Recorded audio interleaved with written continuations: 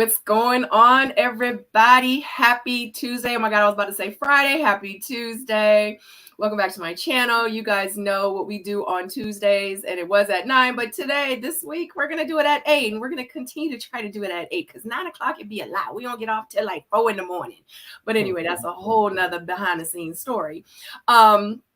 Shout out to everybody that is logged on with us right now. We have 21 faithfuls in with us. If you have not hit that like button, don't forget to hit that like button now. If you have not subscribed to my channel, I would so appreciate it if you would join our soulmate community over here. Tonight, we will be discussing Ready to Love Season 7, which is Miami number 2. And this is going to be for episode number 2. A lot happened in this episode.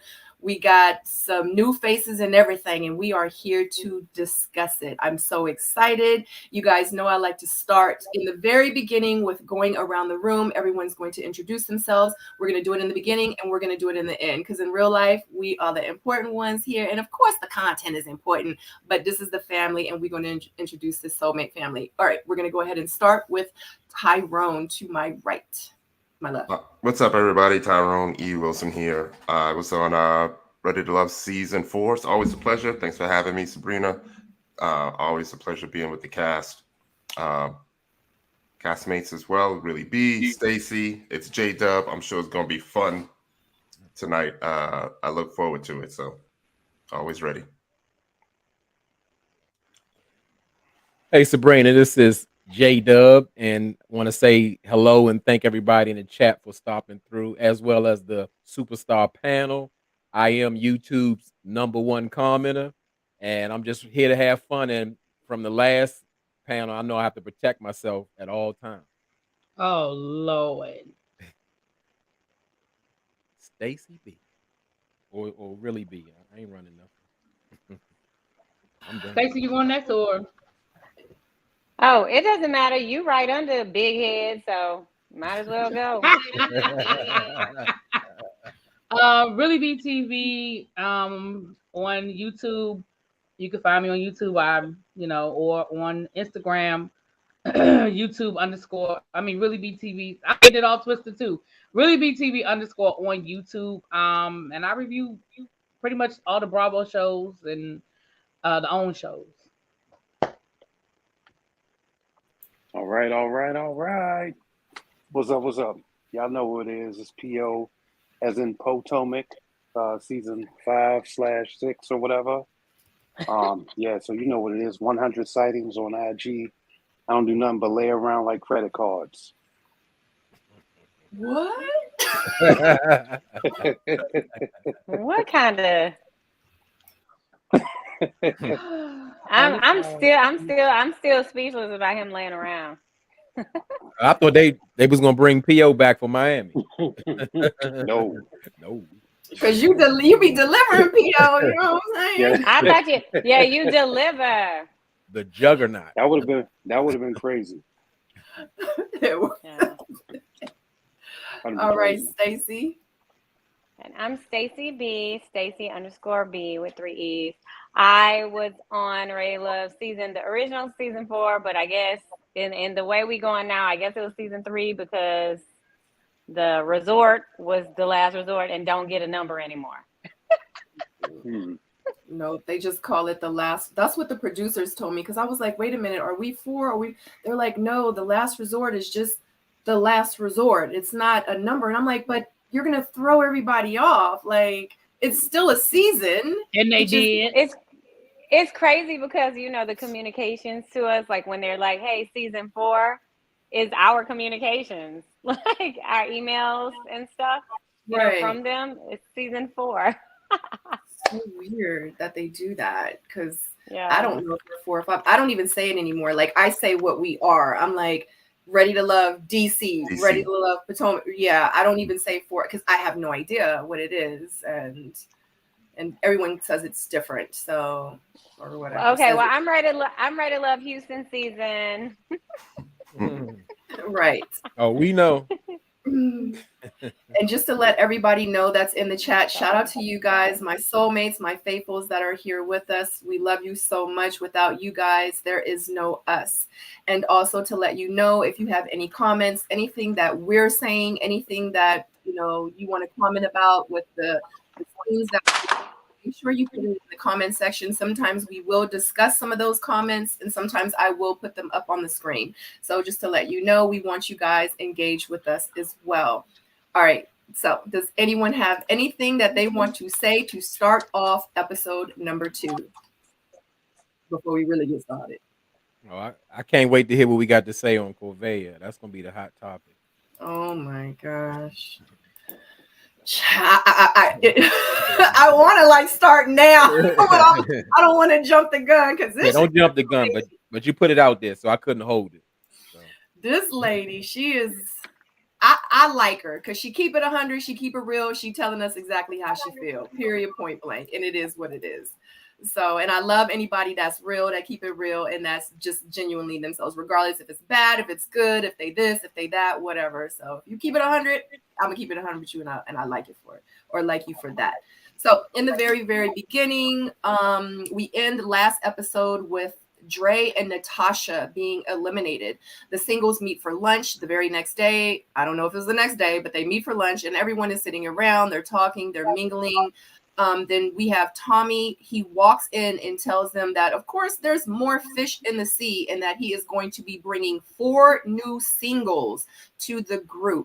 The party of 4 is now about to be a party of 18. He introduces Cynthia and Jonique, Fabrice and Mark Anthony. Tommy says that after they get to know everybody, that he will be sending them on their first group date. And also he mentions that the men have the power to send the women home this week. Your thoughts? Not all. I mean, we knew there were more people were coming. We knew that. So I think that was sort of anticlimactic. We were like, okay, they're all right, But you know what? So I was expecting it to be a full house. Had a whole 20, folks in the building. I don't anticipate them even doing like another curveball set. I thought they might, but I don't think they will because of that new save a life or phone a friend or whatever you got. Yeah, that's an interesting twist. I don't know how I feel about that. I don't fully understand it, but I've never been. Me either. I had to see them do it. I've never been a fan of them add new people. I mean, I'm thinking you got to work with what you got, but some people like it. I just don't particularly care for it. Bring everybody you're gonna bring, and let's work from that.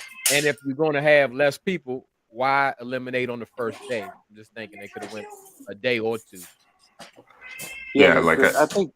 I'm sorry. Good. At this point, I'm just like, why bring in the new people, and then why bring them in after they already voted 2 people off when that could have been a connection? Right. I understand. Yeah, I understand that they got to cut it short, because it's cheaper on the filmmaking crew, but still, that's a connection that they're missing out on. So it just don't make sense to me. Just put all 20 people in there. Don't even kick nobody off on the first day and just let it, we'll see how it play out. Right. I was just like a little unhappy the way it went, mostly because, like we were still, even though it was like 8 singles to begin with, I'm still trying to figure out who they are. And so like when the add-ons came, it was like the focus was only them. So it's still some cast that I'm like trying to develop, like in my mind, like who are they? Like, trying to figure out. And then today, this episode, it was mostly focused on the new singles. So it was like, because like I said, I think the one with the daughter, he's the one that can write the prescriptions, the nurse that can write the prescriptions. See? We forgot about him. He seems like he would be a good character to watch. He seemed like on the first episode, he seemed like he was very serious about it and intentional. And then this episode, we really didn't see half the people.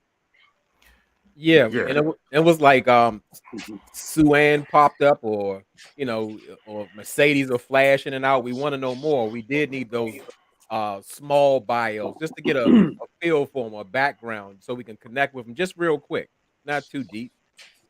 But so here's what I'll say about that though.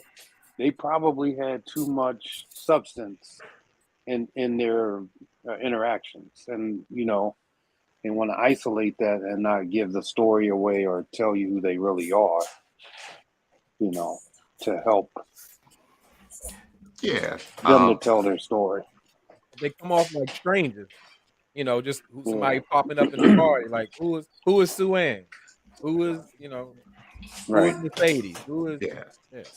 I got a couple more things. I'll be honest, and I mean not to change the whole dynamic of the show, but I've never been a fan of that elimination at the mixer, because I really do feel like people need a little bit more time.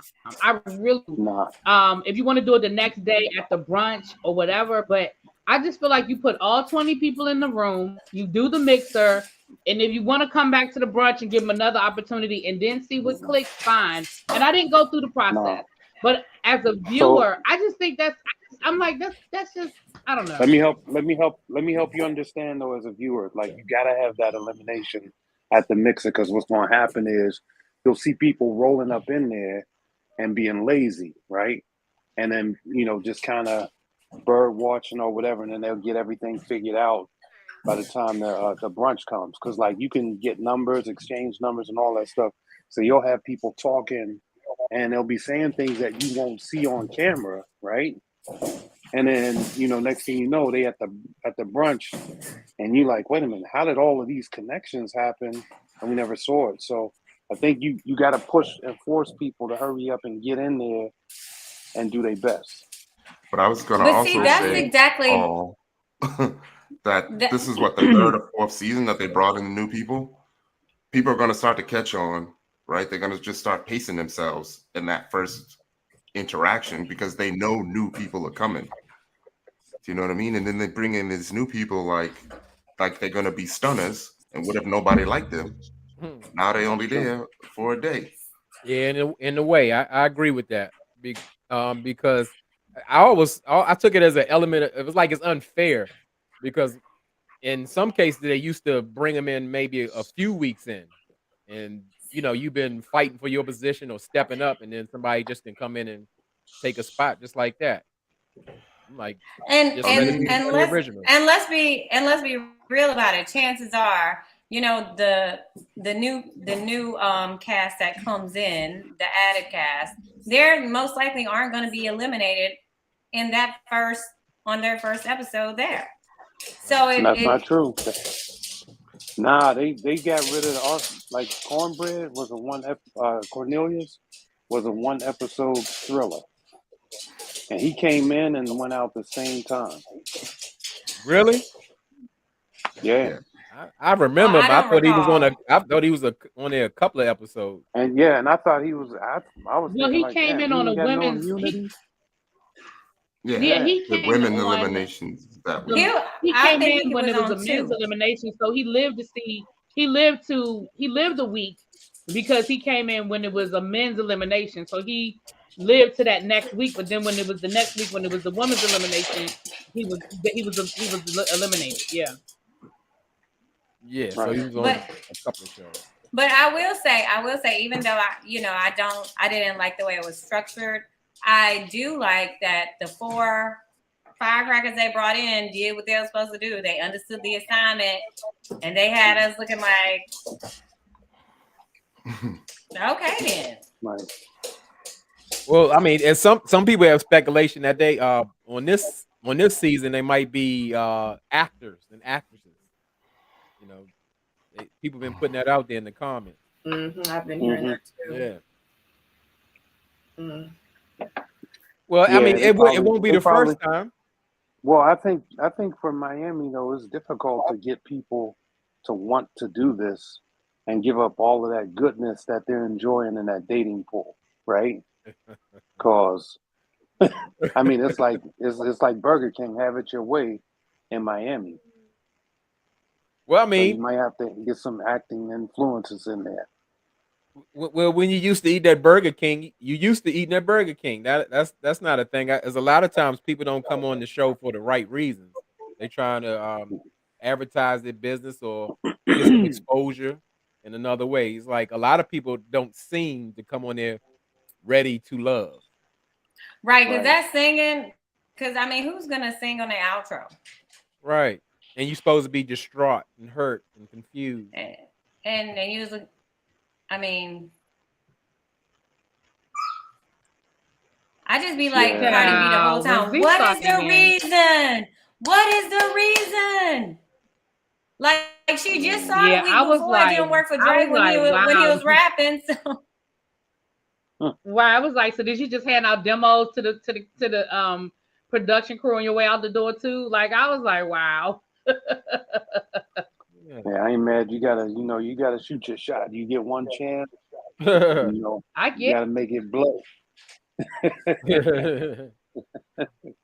Yep. So what do y'all think about the new additions to the group? Cynthia and Jonique, Fabrice and Mark Anthony. Oh man, okay. So Fabrice, he gives me the 7-Up man vibes. Remember the dude 7-Up commercial? Oh, I do remember. He gives. No, I don't remember him. I don't think I'm old enough to remember that, P.O. Oh, okay. Well, you old enough. Don't do that. Don't do that. I remember. But I think Fabrice, his whole intro is destructive, right? Like he could have came in a little bit softer, but he was playing. I think he played too much on the sexual thing. It was like every other word was, I want to have sex. I want to do sex. I want to read about sex. You know what I'm saying? And I think that I think his motive, his intention is out there. His birth certificate. Yeah, we might have to Obama him. Oh yeah, Fabrice definitely 44 plus 14 or something. I was getting ready to say, do y'all really think that he's 44? 44 plus 14. Nah. I mean, she said not ever. I mean, if they say he was 60, I would believe it. You know, but he was entertaining. He was entertaining. He was like somebody's drunk uncle at Thanksgiving. Like I just wanted to watch him. He might be hilarious. But I feel like he was. But I feel like he was trying too hard to be shocking. Because I mean, I lived in Paris and we were just more open and fluid about sex. Like, but you still know polite company. Like, you still know how to have a polite conversation with the woman you're trying to get to know. That ain't how to do it. Like, just because you lived in, France, for however many years doesn't give you a free pass to just be a dirty old man. You know what I mean? Right. Well, he was like, I lived in France. Drop your pants. I mean, that sound like something. That sound like something. Look at you making a hook. Yeah. You making a hook. But yeah, really, B. I'm thinking that he is that tone deaf, like thinking that his old school plays are working. Like it maybe worked before, or something else was working. Meaning he was with Giorgio Armani and all that stuff. But right. Yeah, I don't think he cares to connect with the woman. He's just trying to get to the sex, like he says. And he was very intentional about what he said. He said, I do it on purpose to put the woman in shock. He wants to make the woman uncomfortable and put her in a space where he can kind of navigate what he want to do and tell how far he can take her. He's in the wrong era for it. It sounds like he come from the 80s or something. It's borderline harassment. Real. I feel like it was like a wasted spot for someone that was really serious about being in a relationship. And it's almost to a point where I'm thinking production is just adding people just to give us something to talk about. You know what I mean? Right. It's almost like they've already chosen. Because I can't believe that he's going to be at the end. Right. And everybody else is filler right now. Well, Stacey said he was entertaining, so it worked. Yeah. He's going home next week, though. I sure hope so. I can't take it. He will. Yeah. I definitely feel like he's at the bottom. I definitely feel like he's at the bottom. But I was surprised. Mercedes was biting and Sue Ann was biting. Suanne was like, I'm trying to get to know him a little bit better. Yeah, so that proves that it's somebody for everybody. They was like, he's speaking French. Ooh la la. Yeah. I thought they was just trying to keep multiple connections to stay on. That's what it felt like. Right. True. Because I'm like, what does this work? What does that work? Yeah.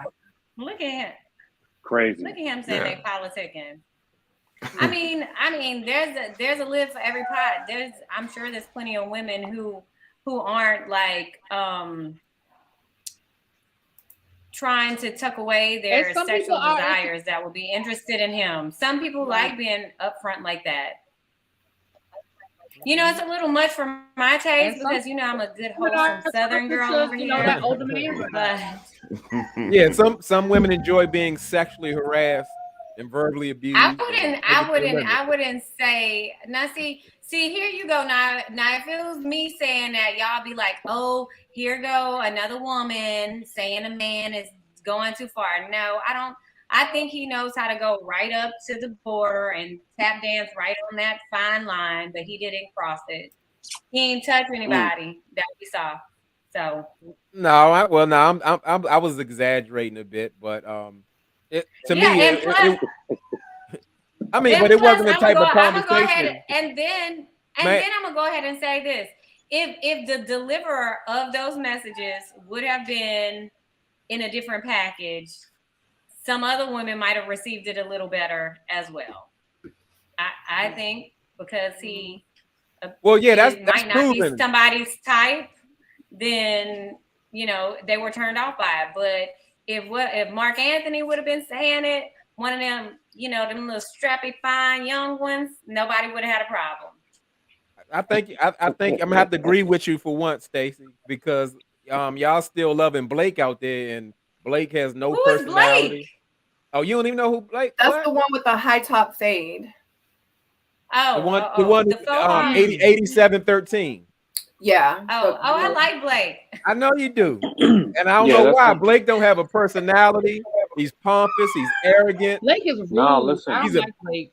Blake is. I'm telling you, Blake is about to come up. Give him a little bit. I feel like he's misunderstood. No, he's about to come up. No, he's about to come up. No, I'm telling you. No, I'm telling you, Blake is going to come up. You don't have to tell me. No. That's Blake is one of my. No. Blake is one of my picks to go all the way to the end. I said it from the beginning, so we're gonna have to watch it. And I'm Team Blake for sure. Yeah, P.O.'s been an underdog and rose to the occasion, so he should know. So I mean, because I didn't see it for P.O. Like I gave P.O. a hard time. I'm like, who is this guy talking about? He always deliver and he's a juggernaut and all this stuff. And I mean, P.O. ran the race, and I'm like, listen. Not in a woman's sense, but he won me over. I was like, yeah, P.O., yeah, I see what he did. And that's why you always got to be yourself. Somebody gonna like it. Yeah. I gave Paul a hard time too, but that's my. Yeah, but maybe it's a situation where it's editing, because you guys know in the very beginning, it's like they suppress some of our personalities like on purpose. And then like towards the end, or we're like the good girl in the beginning, and then we turn out to be the evil one in the end, or the quiet guy in the beginning. Then he turns out to be like Mr. Knight in shining armor in the end. You know what I mean? So maybe that's it, because I kind of feel like I like Blake too. Like I feel like he really is trying to like find a connection. I think he's very intentional. That's what I get from him. And I don't think he's just for the games. Like I don't think he takes it as it's a game. And that's the energy that I get from him. I feel like he is stiff. I do feel like his personality needs to show more, but it doesn't take away from the other things that I just said about him. You know what I mean? So yeah, I don't think that Blake is stiff at all. I think Blake actually shows up, and I think they get him in those moments of his rigidness, right? And they're not really showing him being relaxed, because this is the person that they want to present to you up front, to buy into, okay, this is going to be his personality for now. You understand? I think later on, you'll start to see him unwind a lot more, and a lot more women are going to appear to be attracted to him, but they probably already are. Well, yeah, I mean, Blake, he got it in the bag. If he had a personality, he would have all of them lined up. But it's a type of it's just the way he says things. It's just you can feel the on it. It's not very. And I will say, from a production standpoint, you're looking at this from the way it's being edited. I agree with Paul that Blake is gonna make it far because we've seen more of Blake than I think any of the other guys. So I do, from a production standpoint, the way they're editing it, I agree with you. But I'm saying for me personally, I was talking about from a personal point of view. Blake don't do it for me from a personal point of view. Right. And see, that's the thing. That's the thing. They're creating that space, that doubt, that hopelessness for him. But I'm telling you that he's probably a really good, solid person across the board. I agree.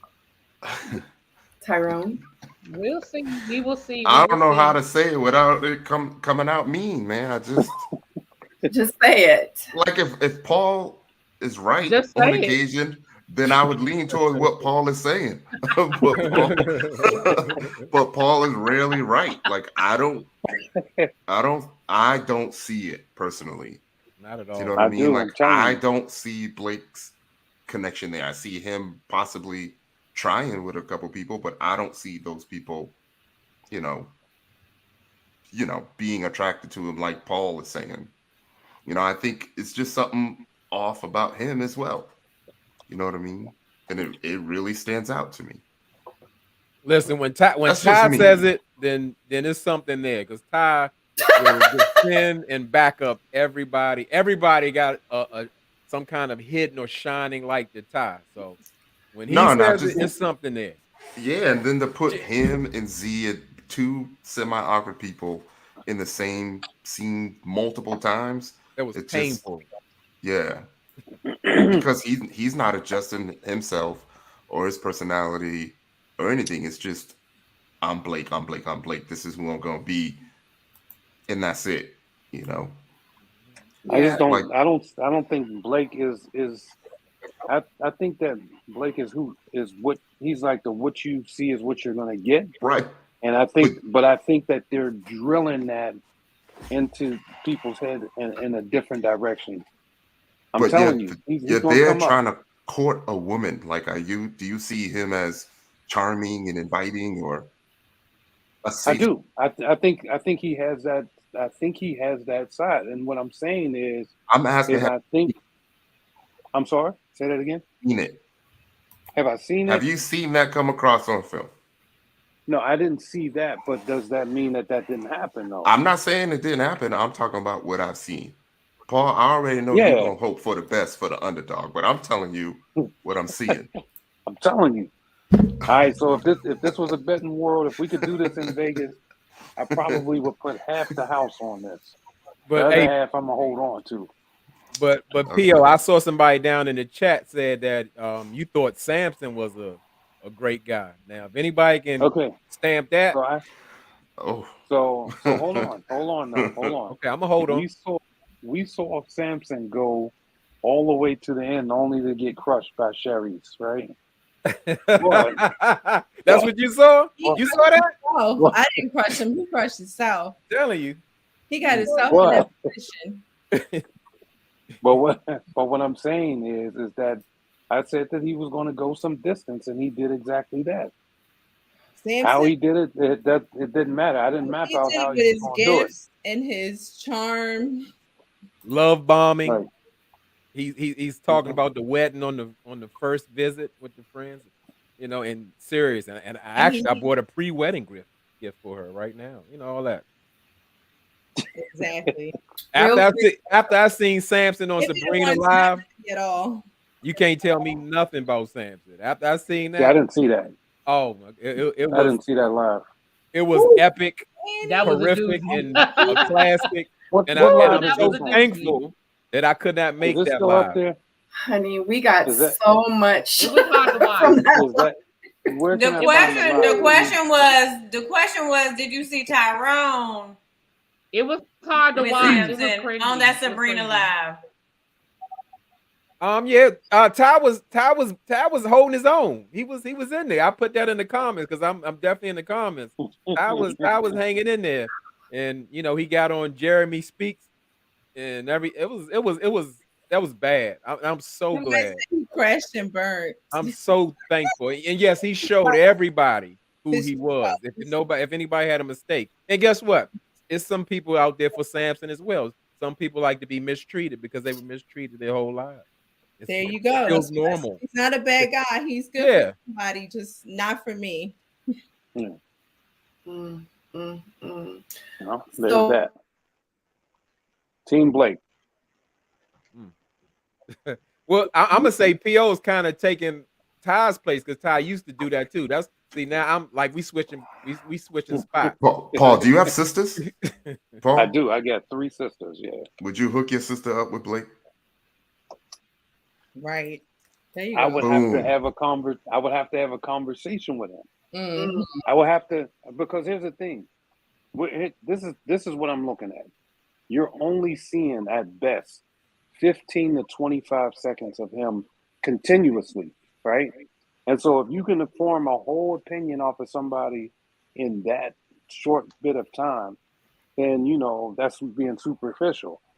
So But now you're contradicting yourself. I was getting ready to say Now that. you're contradicting yourself. Because hold up, Mr. Deliver. You just said the eliminations on the first date. Some people might get comfortable, so you got to, weed them out. But now you're saying it's not enough time to make a lasting impression. No. Here's what I'm saying. You know how it goes. You've been there. You're not talking to people for just 15 seconds at a time. You're spending hours, half hour, 25 minutes in a conversation. If you're on a one-on-one date, you're doing that for about 45 minutes. And from that situation, they gather whatever they want us to see in terms of a viewership and the way that they want us to perceive that particular person. And then they play the 15 to 25 seconds of that. And then they isolate everything else. And then they may use that and they may bring those particular parts out of them later on. But come on, 15 seconds, 30 seconds of a moment that lasted for half an hour, 45 minutes. That ain't enough time. I'll just say what I said about not Donovan, Demetrius. I say you got to be wary of a dude who never smiles. Right. But he does. I'll just leave it at that. He does though, and I'm talking about Blake. Have y'all seen Blake All right, smile? come on, we can do this all night. Paul gonna keep capping. Well, I want to say something to PO. I thought PO, we gotta look at it as a viewing audience. Yes, you have your opinion, but we only can go by what we see. Yeah, only what we see on TV. So So based off of what I see, I'd like to see a little bit more of in-depth conversation or activities or whatever with the brother. I can't write him off right now because I've only learned total in these last 2 episodes. I probably learned about 3 minutes worth of data from this man. He has bad energy. You can feel it through the screen. It's a real thing. It's a real thing. I'm just talking about what I'm seeing. I can't wait till the end. I can't wait till I see the end result. I'm telling you, there's some point he's gonna start showing up. Well, you said the victory is just for him to make it to the end. We're not talking about if he's ready to love, but because the women are attracted to him, certainly he can make it to the end. That's not hard to do. Right. I just want Paul to be in my jury, part of my jury. If anything happened to me. Right. All right, guys. So what do you think about Cynthia and Jonique? Because we need to move forward with these scenes. Yeah, we're gonna be here for Love 4 them. hours. Cynthia is a hottie. She did. I love Cynthia. I love Cynthia. Oh yeah, she make it. She got all of them shaking in their boots. So we thought it was just Morgan. Now Morgan got some real competition for real. Absolutely. Yeah. Cynthia won me over with the group date she had with the guys. When she was talking, I was like, yes. But even though they he talking? They forced her to have a type, even though she said, "I don't have a type." We totally got what she was saying. Right. Well, but here's my thing, though. Here's my thing. You don't have to have a specific physical type, but you do have to have some sort of list or attributes that you expect or that you would want in a person, right? Because you say, "Oh yeah, nobody's my type," but so this homeless man sitting here that ain't got nothing or whatever, he could be your type, really? Like, come on, like, so I think the guys were trying to pull out that substance, and they were probably looking to hear, like, but what type of attributes? Do you want somebody that's educated? Do you want somebody that, is innovative or whatever? It doesn't really have to mean physically, but you have to have something, or there has to be something in a type of person that generally would attract you to them, or whatever. You right, P.O., for real. Can I say something? I felt like she was like, that was a lot of pressure for one woman. Like, there was like too many guys asking her, like, you could say anything when a guy, like, you're sitting in front of 6 different guys. It's like, oh, you're my type. You're my type. That was a lot. Right. Well, that's the thing, though. I didn't take it. She handled it well, like really be saying, but I didn't take it as like it was an actual question. I like a question to get into her inner thinking, thoughts, and to figure out who she is as a person. That question was designed by what's that? Andre. It was a pick-me question. That was designed by him, so he can know who's eliminated or who he needs to focus his time on. That was a very cheap question to ask at that moment. That was a competitive question. And what she did was she handled it with class. So what do you like? You like light skin? You like dark skin? Like they were trying to. That was a pick. You like blue eyes? You like brown eyes? He's trying to. It got weird. It got weird. And he's trying to. Yeah, it did get weird. It did get weird in that part. He's trying to see. Yeah, he's trying to see if this is somebody to compete for or not. Right. Or if she said tall, dark, and handsome, then he knew half of them would be eliminated, and he was in the winning. We know what that was. And Paul, you just sat here and gave us that whole all that dialogue, and it didn't have nothing to do with what was really going on. I think it needed to be separated, just to say that she was speaking on physical attributes. Of course, she has some type of requirements or things that she prefers, but she was just answering to curly top, with the because you like the guy with the blue shirt or blue eyes, or like he act like he was 13 He was years like, old. do you like him dark skin, light skin? Yeah. I'm like, that was real pick me. But if that's do you like them with edges or without edges? But sometimes you have to tell. She could have easily put him in his place and be like, "Yo, like, listen, man, look, settle down." She could have did that. That's a bad intro. You think?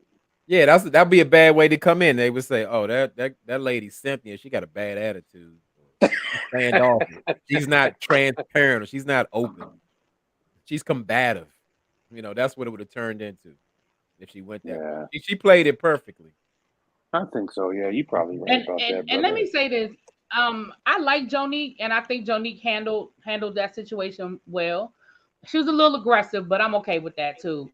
But I'm gonna say this as the resident big girl on this panel, I'm sick of them finding one thick girl, and that's it. We have multiple men in multiple sizes and shapes, but every year they got one big. Well, she's not a big girl; she's just thick. But they'll have one girl that's a little bit bigger than the rest of the ladies, or the frame is a little bit bigger than the rest of the ladies, and she's beautiful. That's not what I'm saying, but it's like she's just one. But on the guy's side, we always have different shapes, different sizes, and it's multiple sizes, and it was always just one. And I'm sick of it. Mm-hmm. It just puts a target on her back from the beginning. But you know what? I think maybe the ones that are signing up for this ain't passing that background check. I doubt it. Really? All the big girls ain't passing the background check, Paul? All of them. All of us, we just got records. That unpassed these background checks, buddy. Right. All of us, we were on seasons with some of them. Okay. But let's circle back. Really, B, did you call that lady aggressive? Did you say that? She was a little aggressive. Yeah. And listen. We can't call black women aggressive. Don't say the black women aggressive. Yes, you can. It's a word and it means things. It has a definition, and if it is appropriate, then it works for me. Right. I'm 100% with you, but that's what a lot of people put out there. And exactly, you can look up the word aggressive, and aggressive comes straight across the screen, whether it's woman or man, and they can be labeled that, and that's okay. Right. Yeah. I just thought she was sassy. I liked it. She knew what she want, and she was just sassy about it. I mean, it was confident and sassy. I can go with sassy. I can go with that. Sassy. Those baby hairs was aggressive. I can't. I can't. See, now you done done it. Like, I mean, look, I was looking. I didn't know I was looking at her eyebrow or the baby hair. What he said? Oh, you can't hear me, Stacey B. Let me turn my mic up one time. I said her baby hairs were quite aggressive. They looked like they were her eyebrows. They got pretty aggressive. I thought we was gonna leave that in the 2022, but I guess we bring it in the 2023. And see, this goes back. Really be. This goes back to what you were just talking about. It be the men folks, some of the men folk that are more stringent on physical attributes and characteristics, and less accepting of a lot of variety. So you wonder why we don't have like thicker women. Like I don't think she's like what people would say big or anything. I just thought she was body. She definitely is. I thought too.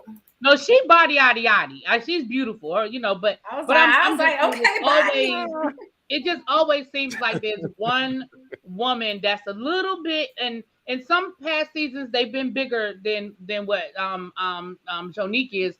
But I'm just saying it always seems like it's just one, and I'm like, that's not. I don't know. Again, I agree with you. As a resident big girl, I'm just gonna shout it out, but we can move on. It ain't that deep. Well, I want to say one thing to it. Because I said that in my review. I said that it's normally, let's say, for women to be thicker in this generation. So why is it only just like one? Because there are way more women out there. I guess I don't know if they're shooting it for the Miami look or the woman with the BBL. I don't know. They do it on every season. It's not just Miami. They do it every season. I don't know. Yeah. Sharice, you got something to say? I saw your finger. I don't want to overtalk y'all. Where am I? Miami. Women tend to be a little thicker here. Thick is in here. And also like being in shape is definitely in here. So all shapes and sizes. Like lifting weights and stuff, you mean? Like just working out? Yeah, working out. Everybody walks around in the daytime in their workout clothes and they show off their abs. And, everybody brags about going to the gym. Wow. I'm sorry. What you laughing at? No ad libs, P.O. You like all right, real quick, guys, because we're like kind of jumping all around. So let me go ahead and read the notes real quick. Because we're skipping. So this is like number 6 and we were still on number 2. Okay, so the men meet up for a group date. Cynthia is the first to enter. She says that she sees Andre with his mischievous eyes and that he was coming for her. The men start to grill her. She says that she wants someone that's going to be honest. Hold on, let me so we can see our faces. Sorry about that. She wants someone that is going to be honest with her. They ask her what's her deal breakers. She says that she does not want a cheater. She does not want someone that's going to be disrespectful, and that she does not want someone that's not responsible. Tony asked her, is there anyone there who is her type? She says everyone is her type, but she does go on to explain what she meant by it. Then she does discuss the physical attributes in which she is interested in a man. Like she's like, I prefer this, I prefer that, tall, etc. So she does explain that. Real quick, Jonique enters the scene and she feels like the group has already been vibing before she got there. Then immediately they start to ask her questions, what her type is. Jonique says that she doesn't mind dating an ugly man. She doesn't need anyone to look better than her, and she doesn't need all the women looking at her man. And she does describe the type of man that she's interested in as well. All right, so going back up, we have Mark Anthony. I be wanting to say Mark Anthony. I'm sorry, guys. I'm sorry, Mark Anthony and Corvea. They sit and talk. She asked him, how do you feel? Oh, how do you feel about you spoiling a woman or spoiling a woman in your life? He replies with, I give to you what you earn. She responds with, you're scaring me. And she says, so I have to prove my worth to you to be spoiled. And he's like, on his green screen, he says that spoiling is not a good thing. And it gives off a red flag about Corvea and that it's giving gold diggerish from her. So Corvea and Mark Anthony and their date. What do you feel about that and what she says about that, him saying she's getting gold digger vibes? I know y'all. I know J Dub. You want to start? I know you have something to say. Yeah, I'm busting at the seams, but no, I'm gonna wait because I usually have the unpopular, cynical opinion, so I'm gonna give people a chance and then I'm gonna get in there. All right. Well, let me dive right on. No, you need to go because we don't know if you changing your opinion. I want to hear what you gotta say. Oh, excuse me, Sabrina 3.0. I definitely don't duck and hide, since you running the show. So I'm gonna go first. Yeah, I'm gonna go. Ooh. Let me take the time. Now, I'm gonna say this is just like Blake. Corvea has, to me, shown who she was. I thought she was gonna be a fan favorite. I thought she was just nice and sweet, and it does to me. I share the sentiment just like Mark Anthony. I feel like it's a gold diggerish vibe. Because like Fabrice, instead of sex being at the forefront, it's about like talking about material things off the jump. Now, granted, I'm definitely not talking about Linda not living in his own place. She has every right to feel that way or want that requirement, but it was all about the way she says it. And in this conversation with Mark Anthony, it almost comes off entitled because to some men or most men, to say like, oh, well, you need to spoil me and I don't have to earn anything, or you just supposed to give because I'm a beautiful Afro Latina lady, just because, maybe you have some extra money, just you're supposed to give it to me because you're in my presence. That's what it feels like. And that doesn't feel good. I don't owe you anything but to be myself, try to connect with you and see how we can if she has standards is fine, but it's all the way you say things and project things. Like I said, it feels gold diggerish. There's nothing wrong with standards. Right. Yeah. And I feel like that's the best way to start off a very, very superficial relationship, right? Because if you say spoil, right, and I start spoiling, and then I need a return on the investment, right? And then what happens is that just becomes a one-way deal. You're spoiling, and then you're taking, the treasure, or as the pirates used to call it, booty, right? You're taking that, and then it's a fair exchange program, and then you really never get nowhere because there's no substance to that. Why should I just show up on the scene and just start spoiling anybody? Like, then if you do one, you got to do them all. Like, what?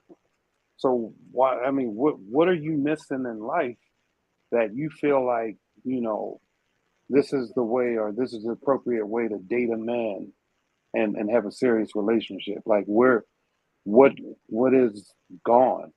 Now, I'll just say the flip side to that is maybe what was said was contextual. I don't know, but to me, just straight off the bat, that would just give me a sour stomach, and I'd probably be out. That would be checkout time.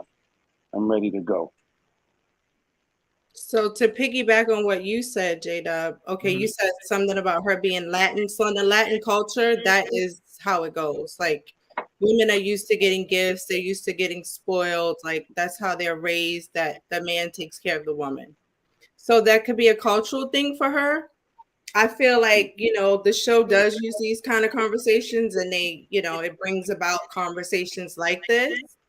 I think that on a dating show, it may come off gold diggish, but it's not. If that's her love language, maybe she's just expressing and she wants to know, hey, if you buy gifts, maybe that's going to determine if she's interested in him or not. That could be her love language. But I think they come across gold diggerish if you're on a dating show and you're trying to get to know a guy. And Sharice, if Corvea put it that way, I could absorb that. So I like the way you put it, because that's a preference. That's a culture or an environment. You can say, hey, you know what? I don't want anything to do with your culture. Or I understand exactly where you're coming from. I may not be the right man for you. Or you know what? I love showering women with gifts. Right. Some guys like that. Or you might be like, listen, like how he said, it's negotiable. I don't know, Right. But I think she's been clear. I think she's been clear on what she's saying. I just don't like hearing it because that's not necessarily the politically correct thing to say or the way to say it. But I think she's been clear. She said, listen, I want to, because she said, living by herself. She said, in her mind, if you live with somebody, that means you can't afford to live alone. That's what translates in her mind. It doesn't mean it's true, but that's her thought. She said the same thing about the gift. She said, listen, I buy myself nice things. I maintain a certain lifestyle for myself. And so I need to date a man who I feel comfortable can maintain the lifestyle that I have created for myself. Now, some of us might say that is gold digger-ish, but she said, listen, I go out on a yacht once a month. That's what I do. I trust class. I do this, I do that. If that's the lifestyle she's created for herself, and she expects the man that she dates to be able to provide that, she's just being clear and up front and saying, this is what I'm looking for. And maybe it's the place for me to find the love I'm looking for. But this is the type of man, and I don't know if that's necessarily gold diggerish as it is. This is the life I've created for myself, and this is what I want. I don't know. I didn't take it as gold digger. I think that's a bad lead. That's a bad lead, though, to come from the door and tell somebody in your first conversation that you about to have to spoil me and give me everything I want. I don't know you, lady. Well, but again, what about men who say they want unlimited sex? Spoil me and buy me stuff. You guys will get hot. We'll get offended if you say something about sex, but then when we say something about money, you guys get offended. You see what I just said at the very beginning? It's going to be a trade-off of a trade-off. Transaction, one or the other. Yeah. So here's my take on it. My take is that I don't see anything wrong with what she's conveying, right? She's saying what she likes, whatever. I think I had to go back and look at her age, and I think that probably it's just coming off to us because, this is a serious dating show, as maybe like a little immature how she's presenting it, but it's nothing wrong with her having her standards for herself. We all got standards for ourselves. It's like for me, as I watch her, I'll be like, well, I'm proud of her for standing on her views and standing in it and going hard for it. But then it's how it comes out sometimes where I'll be like, sis, we probably could have phrased that better. But then again, I agree. Like somebody like me, I have kids, I've worked hard to get to where I am. I'm not about to meet somebody that's going to take me under and where I'm doing worse off with you than what I do by myself. I'm not about to do that. And there's nothing wrong with it. Right. She was like, I'm not going to go back. Let me P.O., let me get in there for you. You didn't took everybody's turn. Let me get one in. Thank you, sir. Yeah, no. Real quick, I'm going to steal it. Everybody's pretty much saying the same thing, meaning like they can say, oh, we understand what she's saying, but delivery. So you have to address that delivery part because we can't get away with saying, oh, this is just the way I am.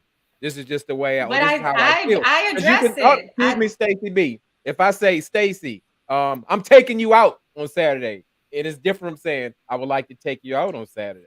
It's two different ways. I would decline both of them. Yeah. Well, and I know all about delivery, brother. Oh yeah, that's PO exactly. So yeah, Once again, we can't get away from that, regardless of how old she is, whatever culture she has or what she's used to. She needs to present that in a way that's conducive with this show. You know, yeah, there's because plenty of there ballers in could be, Miami. She shouldn't need to be on but you this know show. what though? She on the You know, yacht. You gotta find here's another the way thing, to too. find out if he got some money. Period. Yeah. But he And- might have already. He might already be that guy. He might already be the spalling type, and it's just kind of like, you know, it's just like if a Finesse it. You woman. wanted to finesse it, yo. You need to be I mean, finesse to get your. you have to be tactical about it. You know, you can't just be like, okay, yeah, give me the wallet or whatever, because it's like, well, damn, that's it?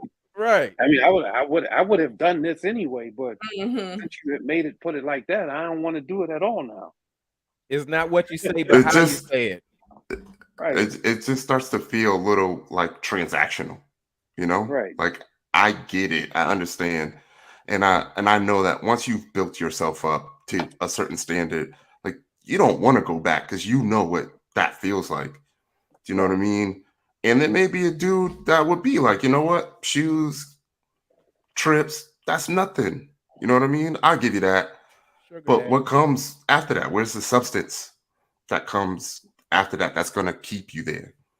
You know what I mean? Like, I don't think we're seeing that just yet. Called WAP. You know what I mean? No, I feel and no, honestly, it is the delivery. And sometimes, like, we don't always have to say everything that we like, that we want or that we require. I think like the right man for you will know you and understand you, will get to know you and know you, and he will naturally want to be that protector and that provider, and he will naturally treat you like the queen that you are. So, you know, I wholeheartedly believe that. So I know both the men and the women. Yeah, I know dudes that aren't against that, you know, having a housewife, right? I take care of you, you take care of all this. Easy. That's how we work. This is exactly what I need you for. But then, like, I also feel like there's dudes that will come off the same way, but we won't necessarily say it. You know what I mean? Like, there's a certain standard of a woman that we want, and we won't go below that no matter what. But we probably just won't say that out loud. You know what I'm saying? Yeah, everybody's on the same page for real. Prepare yourself as a woman. If you're a good man, you don't have to ask him for anything. If he loves you, you know, you don't. A woman who has her own should never have to ask for anything. Right. And when you it don't comes, have to. You have to just be around a man and see. Like, I know I have a lifestyle that may be intimidating. There's a lot of things that I do that I can do with my friends that I know some guys may not want to do. They may not want to go lay out and tan all day, have brunch, and be on a yacht and all this and that.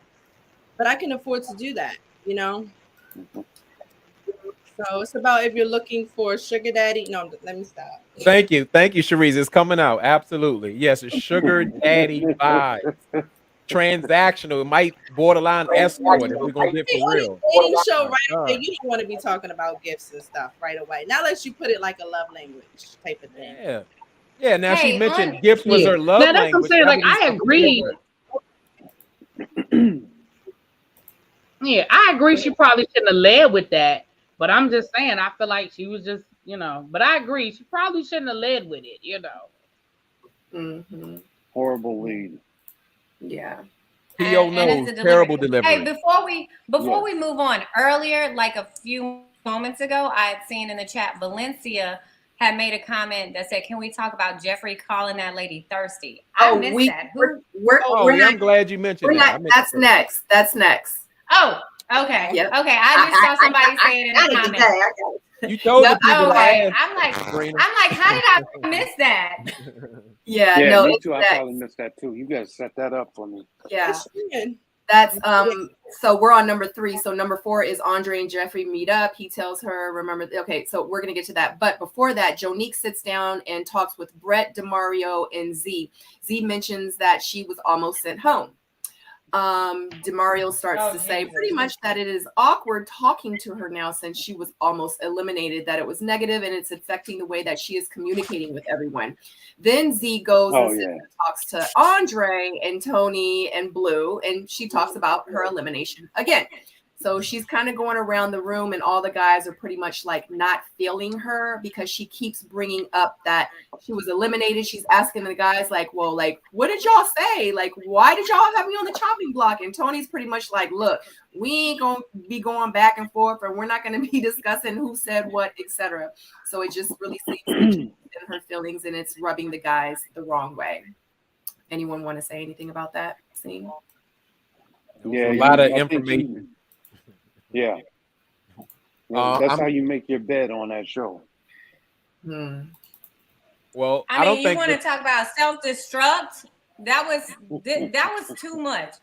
She was asking everybody about, and I want to know who voted against me. Girl, we should have seen her go home last week and see what Natasha could do today on this episode. Like, that was too much. Like, you literally filled so if you're talking about an almost elimination, people are going to perceive that as negative.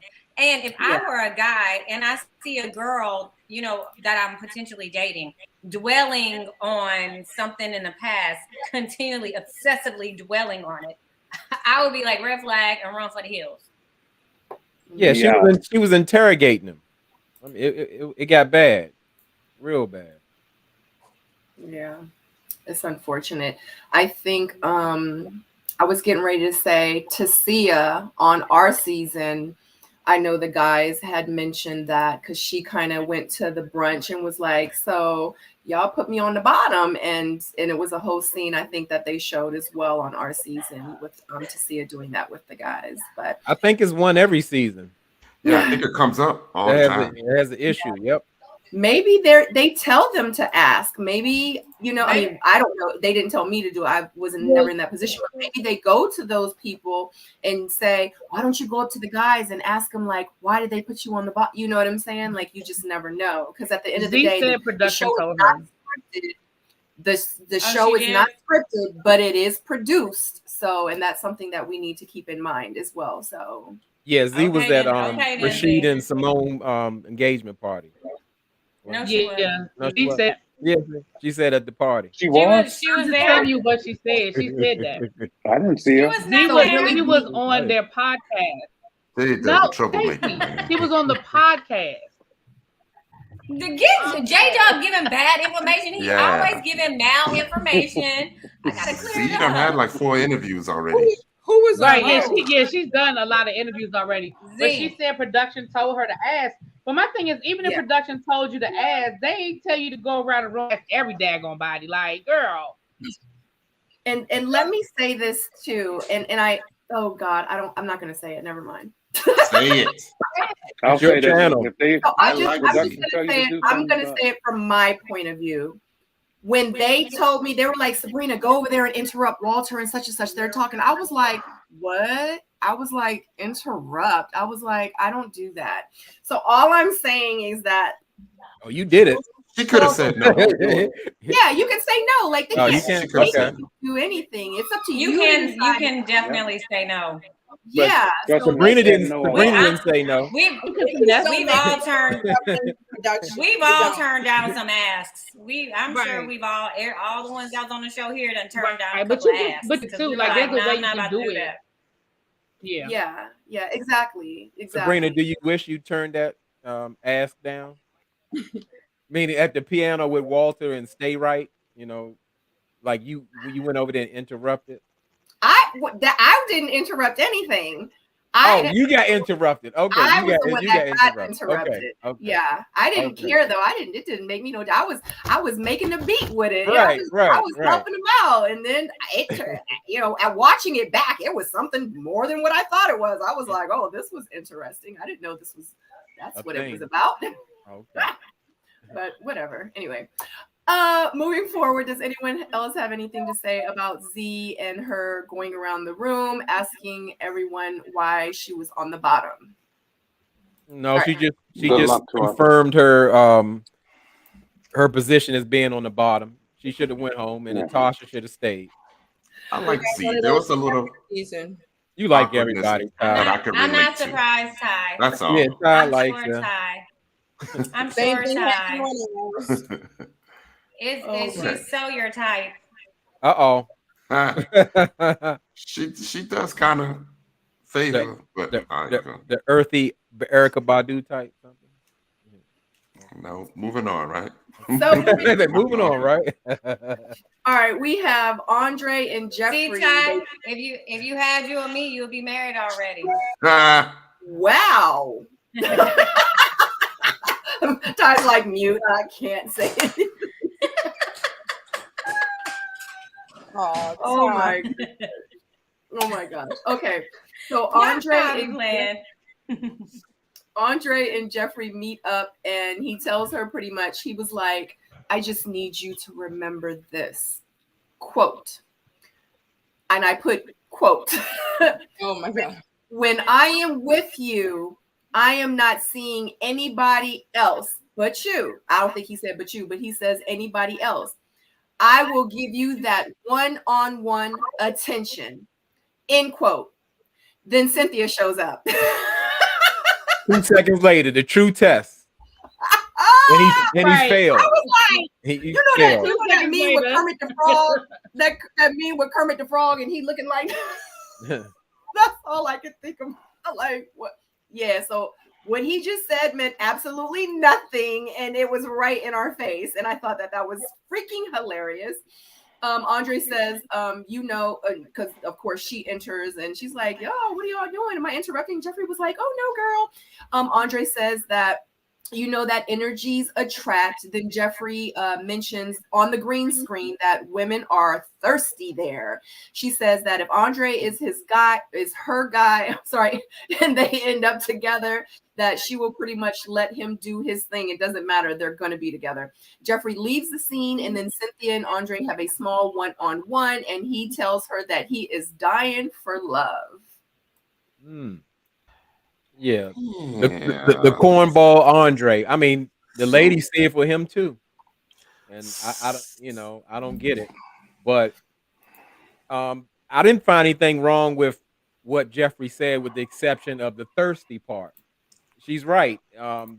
If your match is there, he's going to be there. You're going to connect no matter who he interacts with.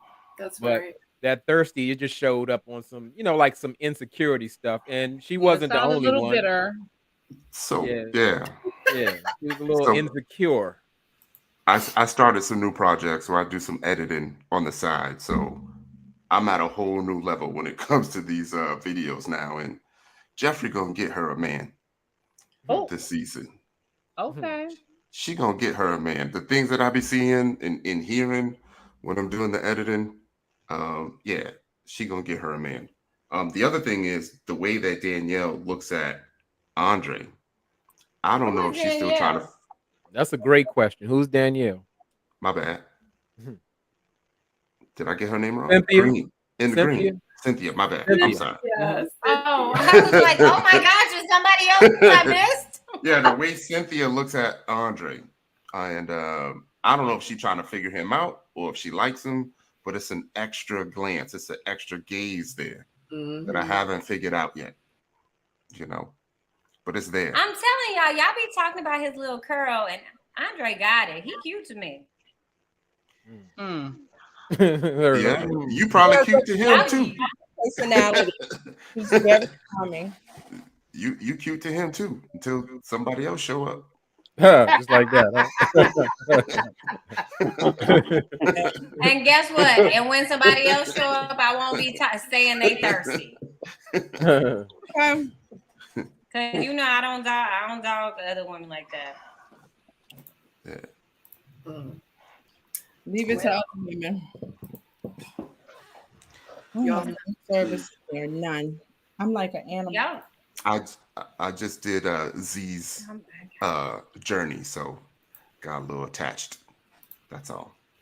You got too invested. Z, you so in love. Oh. Z's gone. No, I started doing everyone. This is how he's subtly shooting his shot. Look, this Ty subtly shooting his shot. I'm not. No, she gonna watch Sabrina. She gonna watch Sabrina. She gonna be a guest on here next week, and guess what? I'm gonna be right there backstage when the camera go off, just eating it up. With some No, that's not what I'm saying. Like I did, like on my channel, I do everyone's like journey, and Z's was my last one, and she had a lot more footage than the first two people, and I was like, oh, like, you know, she has some potential. That's all. Potential for what? There was something there that the guys, you know, wasn't seeing in her. That's all. What did you see in her with your editing? I saw there was just a little bit of awkwardness. She seemed a little apprehensive and nervous.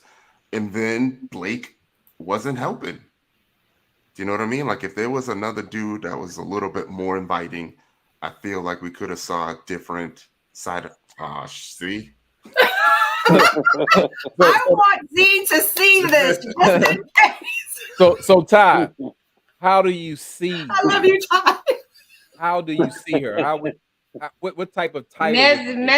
He sees her as mesmerizing, darling. She's mesmerizing. Stop acting like that. No, Ty will shoot his shot, and Ty will uncross those arms. Uncross those arms, young man.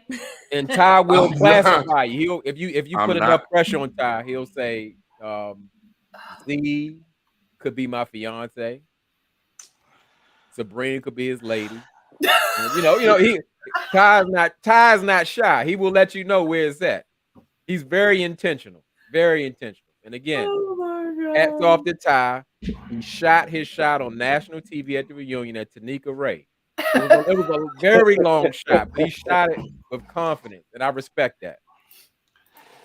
It's not what I was saying. But moving on.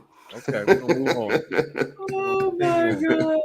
Oh my Z girl, go check your requested messages on Instagram. Oh my god. Your message request. He definitely got the Instagram. He probably done slid in your DM, sis. Go look at the message request because it ain't come to the normal inbox unless y'all already friends. Oh yeah, that's true. All right. So real quick, Fabrice is introduced into the scene, and it's these are very quick scenes, but I just wanted to get a little bit of notes on it and wanted to see if you guys wanted to talk about it. Fabrice is introduced into the scene with Corvea and Marcia. He speaks about his background, about him being Haitian, about pretty much everything. And you see him riding on the bicycle when they're doing his background package. And he states that sex is very important to him. Then he does speak to Jeffrey and they talk about having matching tattoos on their backs. Jeffrey says, I have a Japanese one on my back. He's like, I have a tattoo on my back. And he says, hopefully one day I can show you my tattoo. And she's like, oh my God, on your back? Well, hopefully I can show you my tattoo. So not the super spiritual lady. She didn't say that, did she? But I didn't know if anybody wanted to speak about his introduction and what he said about his background or stating that we didn't already talk about. Yeah, well, we didn't talk about the dirty old man. Yeah, I'll chime in and say this. You see something good in him, huh? I don't see nothing good. It's early. He about to say it's still early fall. It's still early. No, I'm not about to do that. All I'm saying is that, like, I think that he's using his background, where he's from, where he's been, as an obstacle to loop these women. And they're falling right into it. They're falling into it because they're giving him a pass based off of his nationality, right? And then, some of the things that he's experienced in the world. And they're like, oh, well, it's acceptable for him, but, the next door neighbor better not try to pull that. You know what I mean? Right. Well, I think the ladies most of them are quite repelled by his freaky talk. You got two. You only he got two. He got Sue-Ann. She about to turn 40. So, and we got Mercedes. She likes.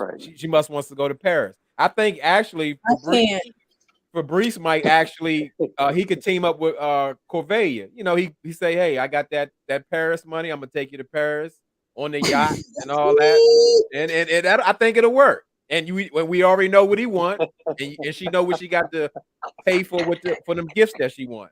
I think it'll work. Him and Colbert or Jeffrey? No, Jeffrey throws mixed signals. Even people in the comments. No, I don't think Jeffrey's with that. Well, everybody said that she's not, but she did say, hopefully I can show you the tattoo on my back. That doesn't sound like somebody who's repulsed or who's not into the, the back and forth. She was being sarcastic. Oh my God. Oh, well, it could have been taken the wrong way. I mean, I think just laugh it off or something. I thought you would want to see my back or whatever, Okay. Right. I could have got that wrong. And I'm just going to make a blanket statement. This is going to be the word to young wise man, right? Don't ever use the tickle pickle phrase ever. Like, just don't ever do it. Like, it doesn't. Yeah, never. I read that book. It's right. a book. Yeah.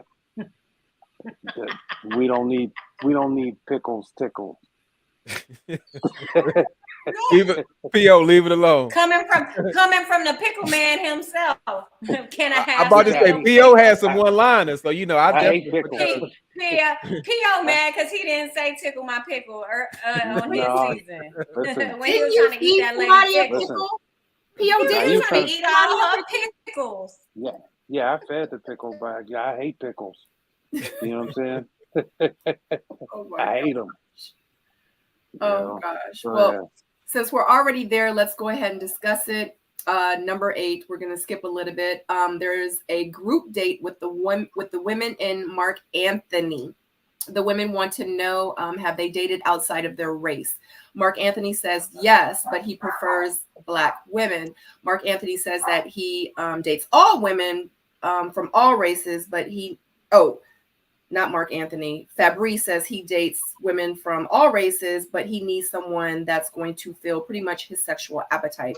He says that he brings up sex a lot. He brings it up all the time because it allows him to know exactly where the woman's head is. They want to know. Yeah. You should have brought that to the wedding. They want to know like what they are immediately attracted to. He says that pretty much it's a package deal. It's not something that's just one thing he's attracted to. He likes the package deal. One thing alone is not going to be enough to tickle his pickle, and he needs to find the middle. And then, of course, Mark Anthony, he goes into say that he's studying to be pilot. And he hits it off with Mercedes, who is a flight attendant in this scene. All right. Thank you. So here's the one discrepancy that I have with Mark Anthony, right? Because he said he flies planes and whatever, and he's he's into that world, so he can relate to Mercedes as a flight attendant. But then at the same time, he said he was studying for his pilot license, right? So you're not flying commercial planes or whatever for you to even have a understanding of a flight attendant, right? That's number one. Number 2, why does his whole job title say something else? I'm lost. He don't want it to say student pilot. But he still has a full-time job. Like, let's not talk about, listen, every season they are very creative with these job titles. Some of y'all's job titles changed mid-season. It started off as one thing, and by the end of the season, it was something else. So we ain't even going to nitpick the job title. P.O. no, his job title changed too. Okay. P.O. though. I was like, damn, P.O. got a job in the middle of the season. He got a new. Right. Then they be coming up with titles ain't nobody ever heard of before. Like, we ain't doing that. Child. Who was it that was a club promoter and they were, what was their job title? I was like, wait a minute. Event planner. Was it even? No, it was something more prestige. Like it was real, like wedding planner. Probably like they probably had him as a PR firm CEO. No, it was something like that, like private event planner. It was something like that. The guy who did the shake drink Frank. I think it was him. Or when they call a person a life not him. I think it was the one that went first. The one that no, was before. It was Carrington. It was Carrington. Yeah, him. Yeah, Carrington. Yeah. Remember they said he was like. Oh my gosh. He wasn't on the show that long. No, he was like the second one to get because I think Lamont was the first one. He got eliminated at the mansion, and I think the second one was Carrington. Yeah. It was something. It was something that went down with Carrington. He had rubbed somebody wrong. I said something crazy on one of the dates, right? It was something. It was weird. me. It was me. It was you. Yeah. That was your season. Yes. You want to take us back down memory lane? No. I couldn't picture y'all in the same room together. Me either. Yeah. I thought it was the other girl. What did that conversation look like? Oh my gosh, let me go back and watch it again. So the one that went on IG. I forgot her name. So let me just say that me and Carrington are cool. I think he's a great guy. You know what I mean? Like Carrington is cool. Go out a little bit. This was just we've never gone out. We don't we'll be like Happy Thanksgiving, Merry Christmas, Happy Mother's Day, and usually that's about the most of it. And other than that, I don't talk to him outside of that. But I will say that when we were on the show and he and I were talking back and forth to each other, he and I were having a conversation and he was like, and we were vibing on each other and it was great. We were talking and then all of a sudden I was like, we need to have this discussion. I was like, I'm 47 years old. I think I was 46 at the time or 45. I was like, I'm 46. I was like, you're like 33 or something crazy like that. Like he was way younger than me. And I was like, I just need to know, how is that gonna, have you ever dated older women? Like, is that what you like? Is this just for show? I just need to know what's good. And he went on me. He was like, I'm not gonna keep telling you, look, if you're not trying to we don't gotta talk. I ain't gonna keep having to remind you. And I was like, he said that on camera, didn't he? No, this was on the phone. We were on the phone one night and he went on me and I had to be like, who is he talking to like that? And that's one thing that I don't like is for somebody to talk to me I'm beneath them or I'm little than or I'm they, you know what I mean? That's borderline verbal abuse a little bit. It made me feel a type of way. So I told the ladies at the women's lounge, and when I said that, they was like, oh yeah, it's a no for me. But after I said that and the show aired, he was pretty much like, Sabrina lying.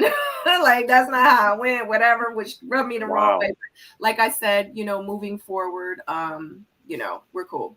I'm trying to figure out how you can be cool after all that. I remember it was some foolishness. I'm trying to figure out who they talking about. I gotta deal with him. You're not my man. I don't gotta deal with him. But that's awful energy. Wait. Let's let Stacy speak. Hold on. I'm trying to figure out who on my season was an engineer. What? It was somebody you. said it in the comments. No, I have a real job. Listen, let me tell you something. They come up with the most creative names, and then as the season go on, you be like, oh, wait a minute. And again, it's no disrespect because whatever people do to earn an honest living, I'm here for it. But you'll be listening wait a minute. Because I write my notes. Because when they used to do the casting specials, I would write it in my notes. So then you go back after 4 or 5 episodes, you go back and be like, wait a minute, they said that this person was a biomedical technical CEO of a private firm or some shit. And you be like, I'm sorry, or something. And then you be like, but they work at Wegmans. You know what I'm saying? Hey, that's why Wegmans prices is that high though. They paying that money. They deliver. But was he the one? Wasn't it also? Was he the one on the season who at first didn't tell anybody he had kids, and then it was another date, and the ladies learned he had kids, and they were like, "Well, why you never told us we had?" Was that it, or am I just? Yeah, that was him. With the dangling earring. That was him. That was him. Yeah, that was him. Look, but hold up, Stacey. Hold up. I got to get this to bring. Hold up. Sabrina, how in the world, after the man was verbally abusive, because everything is politically correct. Yes, when a man's talking to you like that, he's verbally abusing you. He's having outbursts with different women in the cast. He never apologized but took accountability for it. How is he I'm not going to say he's a good or bad person, but how could you be cool with him even though he's not your man and you never dated? Because he's not someone that's in my inner circle. So if it was someone that was in my inner circle, I would have to make a decision. Do I want this person in my inner circle? I just mean, if I saw him out, I would be cordial with him. You know what I mean? Like, I don't have to lay beside him. I don't have to talk to him on a regular basis. We don't have anything that's keeping us connected where I have to deal with him on a regular basis. You see what I mean? And if I did, I would have to pick and choose if I could or if I decided to or not. And I would decide not to, especially with how he talks to me. We all have a choice to decide at the end of the day. And I choose to remain cordial. Like, I don't have no hard feelings. I don't owe him anything. He doesn't owe me anything. Maybe he was having a bad day. I try not to judge people from one interaction, but all I know is I was on a dating show and I was looking to date someone, and I'm not trying to date anyone that's going to talk to me like that. So that's why I said I put him on the bottom, period. Other than that, I don't got no problems with you. I hug it up, dap it up, whatever. But other than that, we not in a position. When am I going to ever be in a situation now where he's going to have to talk to me like that? It's never going to happen again. So what's the point? When he get that Thanksgiving text and you send it at 6:00 and he's like, "Oh, you can't send me a Thanksgiving text before 3:00." Sure. You get that kind of thing. He's giving that kind of energy. It wasn't just you; it was other people too. So I mean, I'm just saying that's what you leave yourself open to. Yeah, I mean, because I think I'm big on respect, so that's kind of triggering to hear. It really is and it's not. But like when people act like that and they show you, I just like, I'm gonna get away from you. Yeah. What's up? Search for that trigger though. We had already moved on. J-Dub was like, no. Sabrina, I need a trigger in my life. No. I mean, but I could tell when Sabrina, she felt like she didn't deserve to be talked to like that. Absolutely. She felt passionately about that. So I'm thinking, how do you continue on or even open yourself up to have that kind of interaction again? That's all I was asking. But that interaction is so minute to me. And I feel like with our type of friendship association that we have, we'll never be in that position again to even have that type of aggressive conversation. You know what I mean? Like, I don't talk to this guy. I'm not friends with him. I'm not, and so it's like, why so? And plus, I'm just not that type of person. Like, I love everyone. You know what I mean? You have to really do something dirty and messed up for me to be like cut off all communication, so I don't have no grudges and stuff like that. Life is too short for me not to be. It takes more energy for me not to speak than for me to just be like, happy Thanksgiving, hello, how you been, you know what I'm saying? So I just don't live that lifestyle.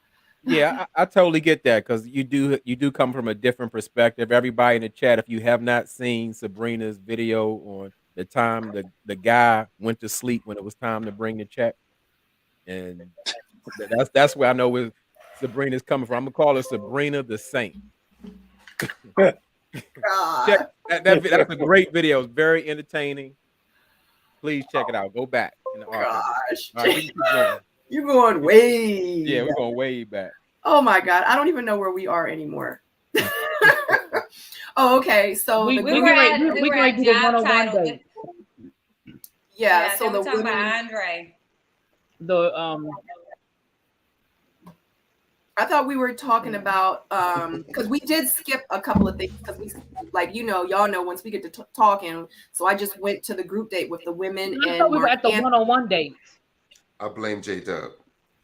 Because I'm gonna take that. About how is he a pilot when his job title says something else, and how you gonna wind and dine, and that's your life if you don't have your license yet. That's how we got started on this tangent.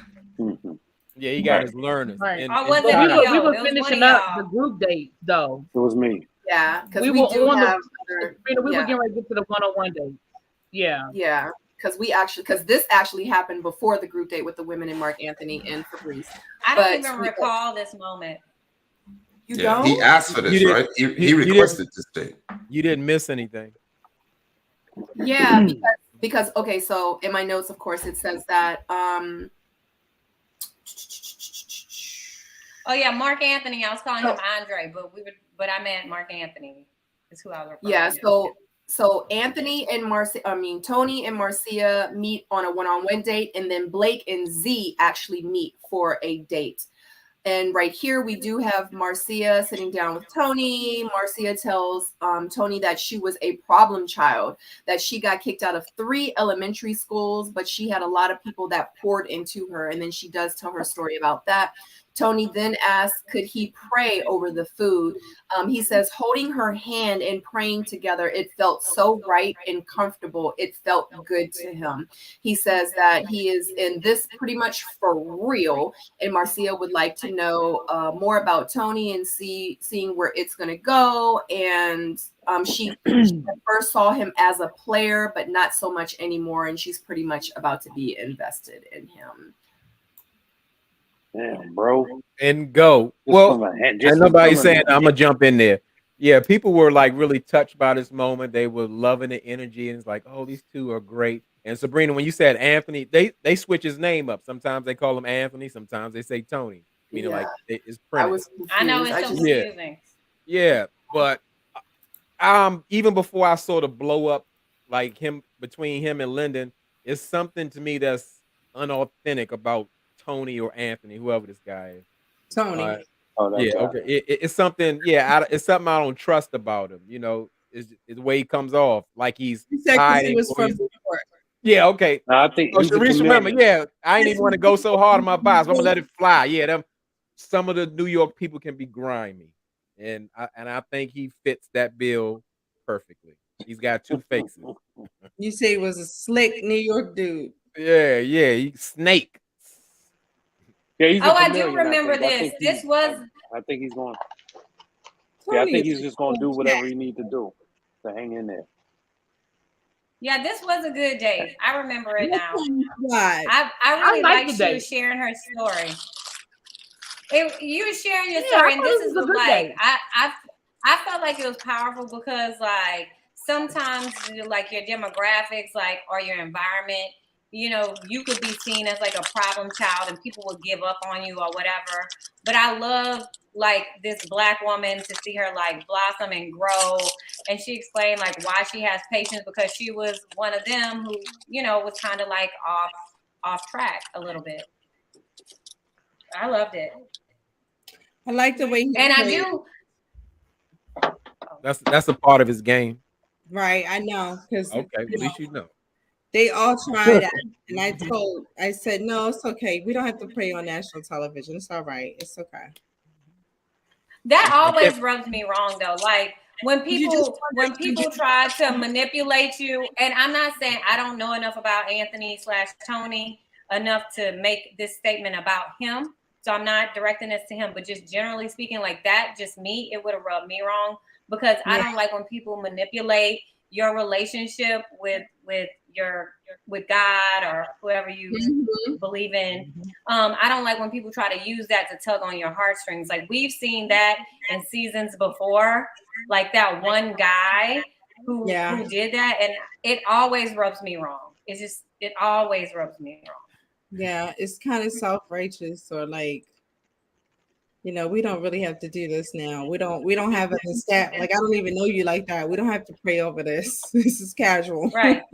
Well, it's almost like it was a memo sent out to some people. It's like, listen, there's gonna be at least one God-fearing woman on the show, so make sure every meal you're praying, or you just if it's too quiet, bust out and pray. She's a heat. So See if she's a heathen or not. I'm shocked, Stacy, because normally you say I'll give him a try. You know, you come from that standpoint. So you even see through phony Tony, as somebody said in the chat. You even see we were through that. saying in general. We weren't talking about him per se. We were saying like when a man does that or a person does that in general. Okay. Yeah, it happens. It happens you further often. back. It'll put you further back with me. Mm-hmm. Right. Okay. Right. So do you think, because remember he was like that with Morgan, that's how they actually made a connection when they sat and talked. They were talking about their religion. But see, I mean, he might be a spiritual dude. Mm-hmm. He might be, but I'm just saying, like, y'all know I'm a Virgo. Y'all know I be Virgoing sometimes. And I'm always cognizant of when someone asks me questions first and I give information about myself, and then your responses about yourself is basically like rephrasing or shaping your answers around what I just said. I'm gonna pick up on that. So like, I go to church every Sunday. Oh, well, I'm a God-fearing man, like that. I'm going to pick up on that. Right. I don't like all that either. I don't like that. It'll show whoever you are. I don't like the proclaiming you're a God-fearing man. Well, that's. Oh, I'm sorry. I didn't mean to interrupt. Well, I'm about to say that's why they tell a lot of people or women in general don't really state what you truly want. Let the guy show you who he is, because yes, some will. The manipulative ones will play into what he's saying. Like, oh, I need someone kind. Like, oh, how are you? I need a gentleman. He'll try to be a gentleman. You say you want to get married, he'll pretend like he wants to get married. Oh yeah, there you go. Yeah, you say you want kids. He was just on a date. He was just on a date saying he didn't want no more kids, but now he's with you and you say you want kids and he's open to having more kids. Like, that's all I'm saying. Only 87%. Get married. Never to get married in his life. And y'all love him. And y'all describe him Blake. I tell him nothing. I'd be like, I have a dog. You want kids? I have a dog. Oh my gosh, I always wanted to open a kennel. Right. You want to get married? Possibly. I don't know. Gosh, I know the perfect reception place. I want a destination wedding. Really? I've always wanted to have a Jamaica wedding. Well, I hope this doesn't come off offensive, but I thought some of you ladies went for that. Like, and I can see that y'all read through all of that. Like, when a lot of times men do that. I mean, I'm sure y'all heard it all. I heard it all before, but I've learned just to listen, like you said, because men are real simple. They'll tell you. You just gotta listen. You gotta listen. They're gonna tell you on a first date exactly who they are. Isn't that called gaslighting? You just gotta listen. You have to because if you're getting gaslighted, it's only because you're listening to what they want to tell you. Yeah, they gaslight you, but that's if you're falling for it. That's more like manipulation. Yeah. Pretty much. Right. Tyrone, what are your thoughts on this? No, I was just gonna say we adapt into our hunting environment. You know what I mean? If you're gonna let it work, we'll keep doing it. Absolutely, it's entertainment. Entertain it. If we'll let you entertain it, you're gonna entertain it. Yep. What about you, Really B? I agree. I think that women read through men more than men think they do. They just might let y'all get away with it for a while, or they might see where it's gonna go. But we generally can figure it out. And this date, I like the date, but I agree, because when I realized it was a different woman, because I'm still getting to know all the people, I was like, oh wait a minute, did he run that line on somebody else already? So I was like, let me wait and see, because it could be genuine. It could be genuine, so I'm gonna wait and see. But I thought it was a pretty date. But he is right, like that might be who he really is. Might not be right, but I gotta wait to see. Women and I do people. I do know people. I do know. Listen, I don't usually do this. Yeah, okay. I do know people, men and women alike, who will midstream stop and pray with you, and it just is never. It's like the timing is never wrong or awkward. It always feels authentic. So You know, that's why I say that. Like, there's instances of people where it doesn't seem authentic. I think that's what some of y'all are picking up on. Look, April Gaines. Shout out to April Gaines. That's actually P.O.'s sister.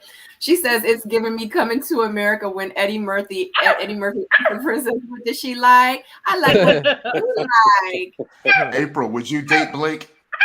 The people want to know. We're gonna wait on that answer. Yeah, would you date Blake? That was a good one, April. Oh, she's definitely not dating Blake. I can tell you that. We need to hear from her. but Blake is PO approved. He's gonna be like what he said. What he said. Oh my God! Wow. Well, I don't know. I like Tony. Ain't that kind of? I feel like. I'll say this about Tony, and I said this from the very beginning. Tony is Samson reincarnated at a younger age. A lot of people are saying he's Samson 2.0. That's what I've been seeing. Yeah, I said that. I don't see the comparison at all. Well, so here's the thing. I'm gonna say I don't see that. I'm saying, okay, from a physical perspective, he's like Samson with hair, right? He's like Samson with hair from a physical perspective. Just building that up, and then they have like sort of the same sort of pleasantries that they have with women, right? So far, from what I've seen, right. Samson was very, he wanted to approachable, he's very approachable, very, easy to kind of, be around or whatever. From what I saw, and so this guy Tony is kind of setting up that comfort zone as well. So I mean, I don't know if I don't know if he's got some hidden agenda or whatever, but I'm just saying, from just from the standpoint of personality, I think that's probably like, how we're getting down that path. What do Paul be watching, man? That's what I want to know. What were you about to say? I want to know, what do Paul be watching? What are you seeing that we ain't seeing? I mean, listen. I know them personally. I don't see the comparison at all. Two totally different guys. Totally. Right, but what I'm saying, it's like more and the other guy is New York City. Like no. Right. Sharice, is Tony there with you? I gotta ask. I saw you talking to somebody. Is he there with you? Now J-Dub, you not sit down somewhere. Sit down somewhere. You play way too much. Shameless plug, Sabrina.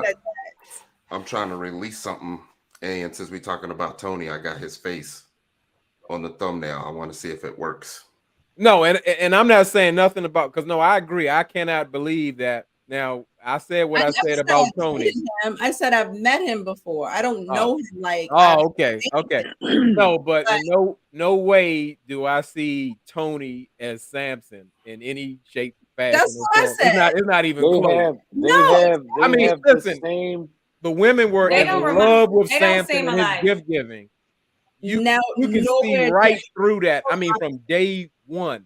Now like I said, I got my thoughts on Tony, but label him like Samson 2.0. Anybody saying that's a hard reach.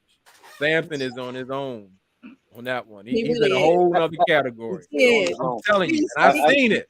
But what's scary is the ladies was eating it up.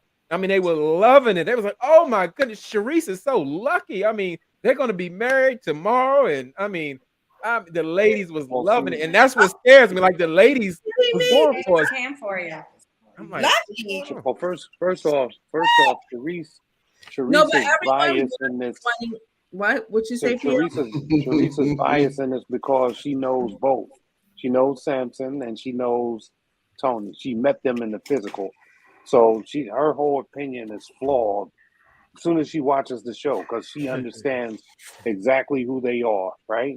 Well, I don't really know Tony that well. I know him from being on the cast, and I've met him, out. Right, but that's what I'm saying. Like if how when I was on the show and Ty and I met, you got two different people, right? You got the show me, and then you got the real me. You understand? And so when you get a chance to meet the real person, it's like, I really can't pin that up.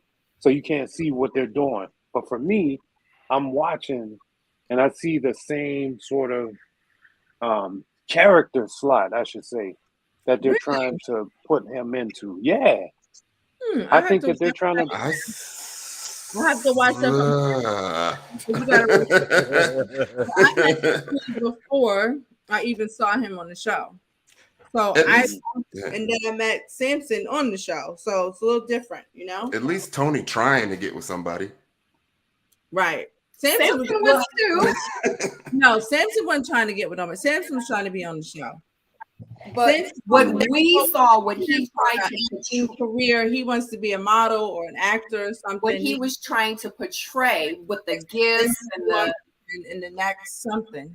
And they was loving it. The ladies was loving it. He was already a dummy, and he knew it. He wanted to do everything to impress the people, and I encouraged him to.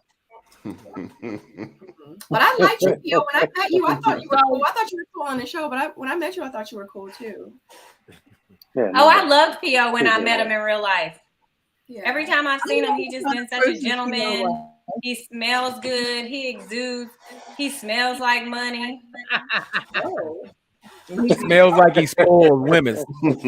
He smells like a gift giver. Yep. Hey, so, I just wanted to say real quick, pause for the cause. Yes. Everybody could please pause for a moment and hit that like button. I know it's annoying to hear us always talk about it as YouTubers, but it is very important. When the more likes, it shows engagement. It pushes the video out, so more people will know that we're over here. More people will know about Sabrina. So if you haven't already hit the like button, if you really could please do that now. Would you say it's 150 something people in the chat? We got 81 thumbs up and 161 watching now. Right. All you gotta do is we need to get like 120 likes. Yeah, we need 120 likes. We need to have a whole panel on that. Why people don't like get crazy. It's about to be 10 o'clock. In 2 minutes, it's going crazy. But how it's set up is sometimes it can mess you up. So you just exit out the live chat real quick, go hit the like, and then come back in the live chat, because it would be more convenient if you could see the like and the chat together. But you got to kind of exit out and then come back. Yeah. Unless you're on the laptop. You right I don't have any idea. Yeah. Thank you so much, really, B. I appreciate that. Thank you. Because I be working hard over here. Yes, us creators are under siege. We need every it's a free way to support the channel. Like we're not asking for no money. We just asking for the money. Right? Well, go ahead. I'm done. Exactly. Thank you, guys. Are you still doing Pilates? Yeah. I work out several times a week. They were supposed funny on the show. They were supposed to go with me to the Pilates studio, but nobody. Funny story. So this is something funny. So I work out like at 5 o'clock. Like I'm a gym worker-outer. I don't like group fitness and all of that. Like I go and I work out, clock in, clock out. I'll be in my zone. That was actually the first time I've ever done Pilates in my life. No way. So yeah, so when J-Dub probably saw me bending it all over, I was probably talking to the instructor and like, is this how you move the little machine? Because I have no idea what I'm doing. Well, Stacey, they said you was like a Pilates instructor. So this is your first time. They said it. And I didn't imagine that. They said that. And no, because I'm into fitness and stuff, and I think people just assume I do every fitness sport there is, but I really don't. But then I saw the feet, and I was like, "Ooh, Pilates involves like raw feet like this. I don't know if I can come back like this. I need your feet to shoes, honey." Put Kenya's comment up there, and why she say we have ADHD? Because we be all over the place. For real. For the most part, we do be on point. Or we be all over the place. Yeah, we just have fun with each other. But Tyrone, you said something about having a background photo with Tony or something. Can you bring that up? Can you bring it up? Ty slides. Yeah. Oh. Thank you, Kenya girl. It's a back. Oh. How do you It's a background. It's a background photo. I think I need to add it as an image. I'm sorry. Hold on, what? Stacey, I was going to. Yeah, I put it in as a background picture, so it shows up in the background of all of us. But instead of as an overlay. No. Because we're in the way. Well, go to the. Can you go to? I'll try this one. Go to Yeah. So that one. Oh, look at show it, Ty. Go back. I want to see it. Yeah. So I've been working on some stuff in these last few weeks. So I got a trailer breakdown coming tomorrow. And we were talking about Tony, so this is what made me think about it. So that editing is it's painful at the beginning until you figure out how to do it. Right. And also too, I wanted to mention real quick, guys, because when you were talking about that and you were saying that it was going to be on your channel, somebody asked, a couple people I think asked what channel. So can you let everybody know real quick, since we're talking about it right now, where they can go to your channel to watch this? I think I changed it to Tyrone E. Wilson, but you could just do Ty Wilson 21. I wanted to learn a new skill, right? So I wanted to get into video editing, and I think I pulled out my camera and the GoPros and all that stuff. So one of my motivations that I felt would keep me motivated was to do journeys for everyone, because I wish someone did it for me. So for this season, what I started doing was, who was it? Dre, Natasha, and Z. What I did was I just grabbed every scene that they was in and I made a video of just them. So as people get eliminated, I will release their journey. And it's a lot of hard work. And when we were on last week, they asked, we were talking about Sharice's. So I already started Sharice's too. So I'm going to try to randomly do all the Just make sure my exit is spicy. Yes, it is. If y'all haven't watched it. So when we were talking about Z was the most recent one I just did. You were saying. And it's just 18 straight minutes of Z. So I was like, oh, I got to see a lot since I'm in the background editing, doing the slow motion, make sure I cut the right frame, all that stuff. Transitions. So that's all. That's all I was trying to say. Yeah, no, that's so cool. I'm so interested in watching it. Yeah.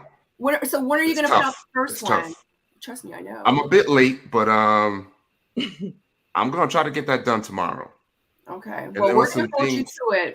We're going to be your push sisters and brothers. And make it happen. Yes. It made me think, because there's a scene in there where I saw a watch, and I don't know whose watch that is. It may be Fabrice's. So Paul may be right. But we'll see. We'll see. So Ty, so can the people can they contract your work? You know, if they need some assistance with editing. I don't know. It's a lot, man. I got a business. I got a job. Editing is hard. You know what I mean? I got a meetup group. Like if you're doing editing, is for yourself. I mean, I've tried to manipulate my cousin every now and then. I'll be like, "What do you think I could do with this?" And get her to edit, you know. And I'm not saying that I'm ripping the shows, but you lose an hour just trying to record a show. Facts. Do you know what I'm saying? It's hard. Like I just put up a oh man, I gotta show you how to hack the show, brother. I'm telling you, I can hack the MP4 on that in like 5 seconds. Okay. Me too. Yeah. Is it? We'll talk later, because I'll be looking at frames per second, all that stuff. Yeah, and also too, you guys in the chat, because in real life it is 163 of you watching, and I know that it's some tech people out there. I know it's some people out there that have music that want to get put on videos and stuff like that. If you want us to get your music out, if you do graphic design, like for real, like I just said that before we came on, like in order for us to get to the next level, we all need to work together. And I always push that, especially when it comes to business, because I know where I came from and I know where I started, and if it wasn't for certain people to help me and to lift me up, I wouldn't be where I am right now. So like, let's all come together, slide in these, like the panelists DM, let them know if you have a service that Ty may use, or that J Dub can use, or really B can use, or, you know, with Sharice, myself, PO, Stacey B, like, let us know. We're not going to just let you guys know, like, you let us know too. That's very, very important. So I just wanted to put that out there. All right, guys. Yeah, so if you need drum beats or whatever, you know, holler at your man, because I'm here. I'm doing it every day, all day. Beats by Poe.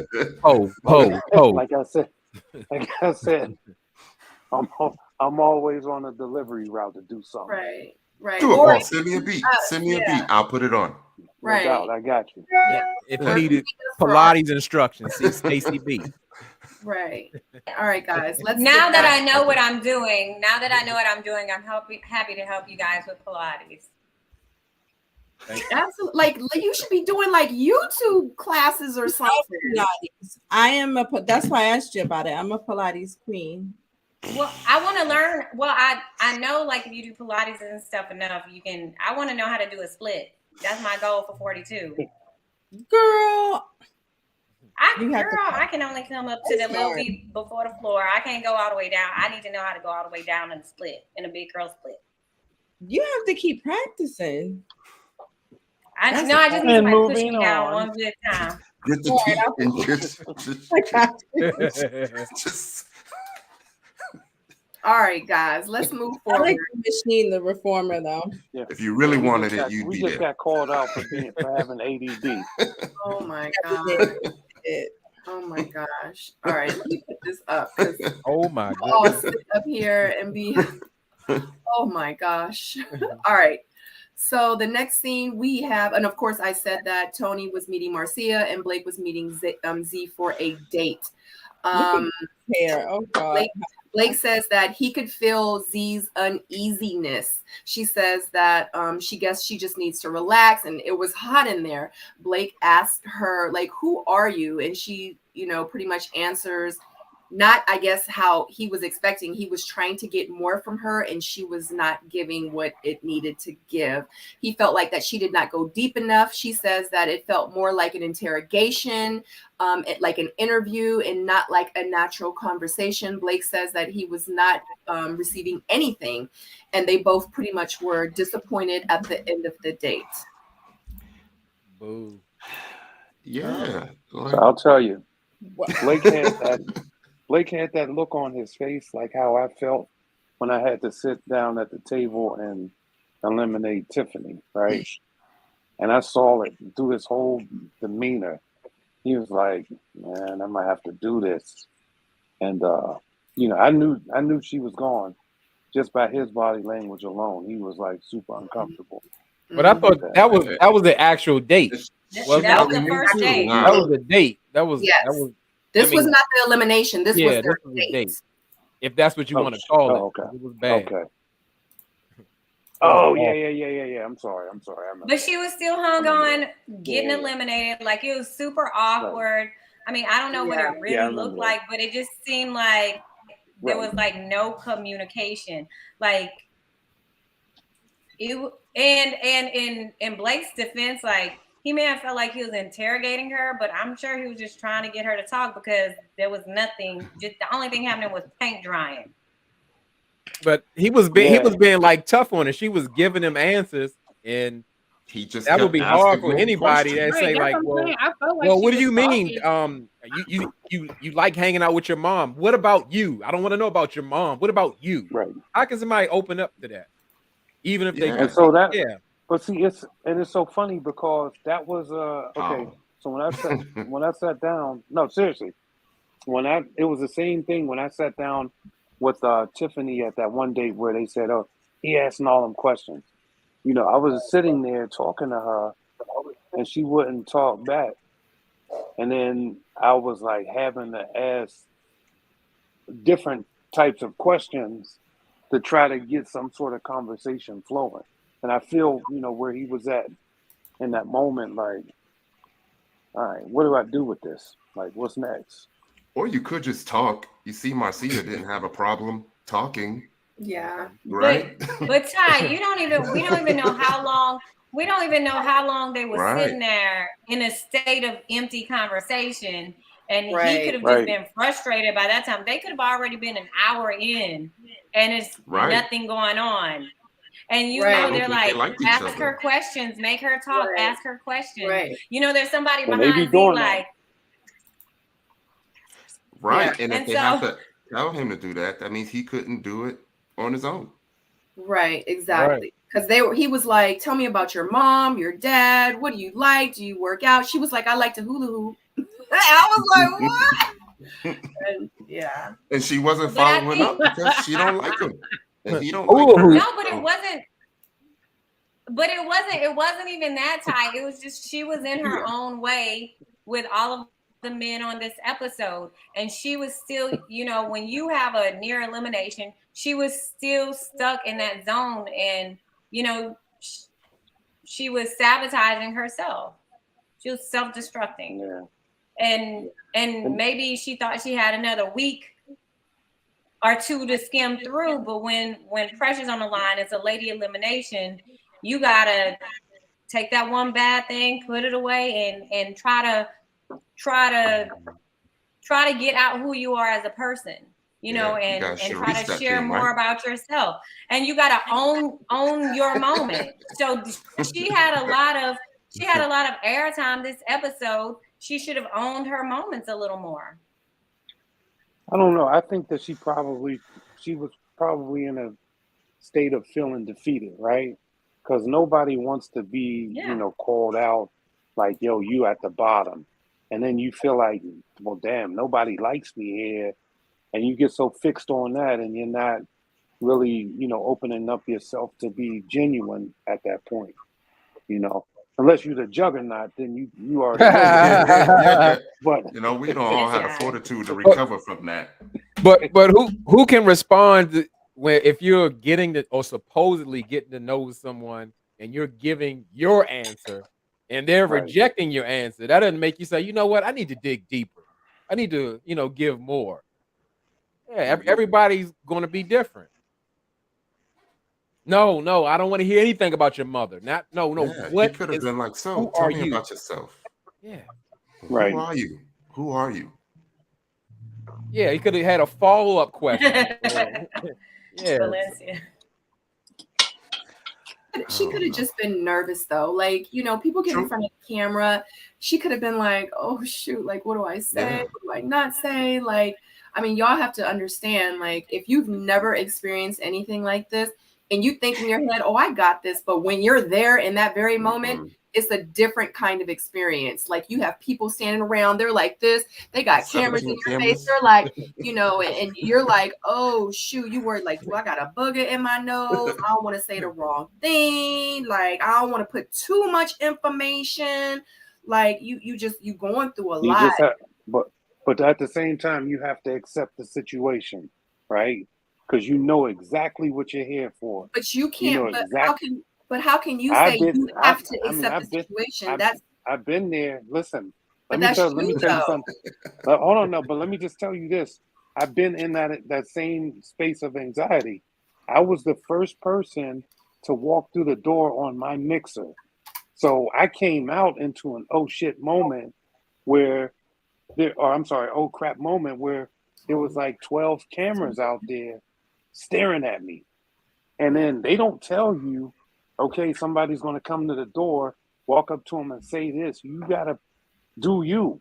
And so when you're sitting there and you see that, whoa, you have to accept the situation and say, all right, well, I'm going to just live my life. Like, this is what I do. I do this.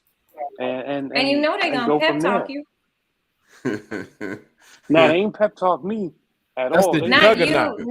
Not you. I'm saying, generally speaking, when it's dead space or something, they will pep try to pep talk somebody to get them to talk.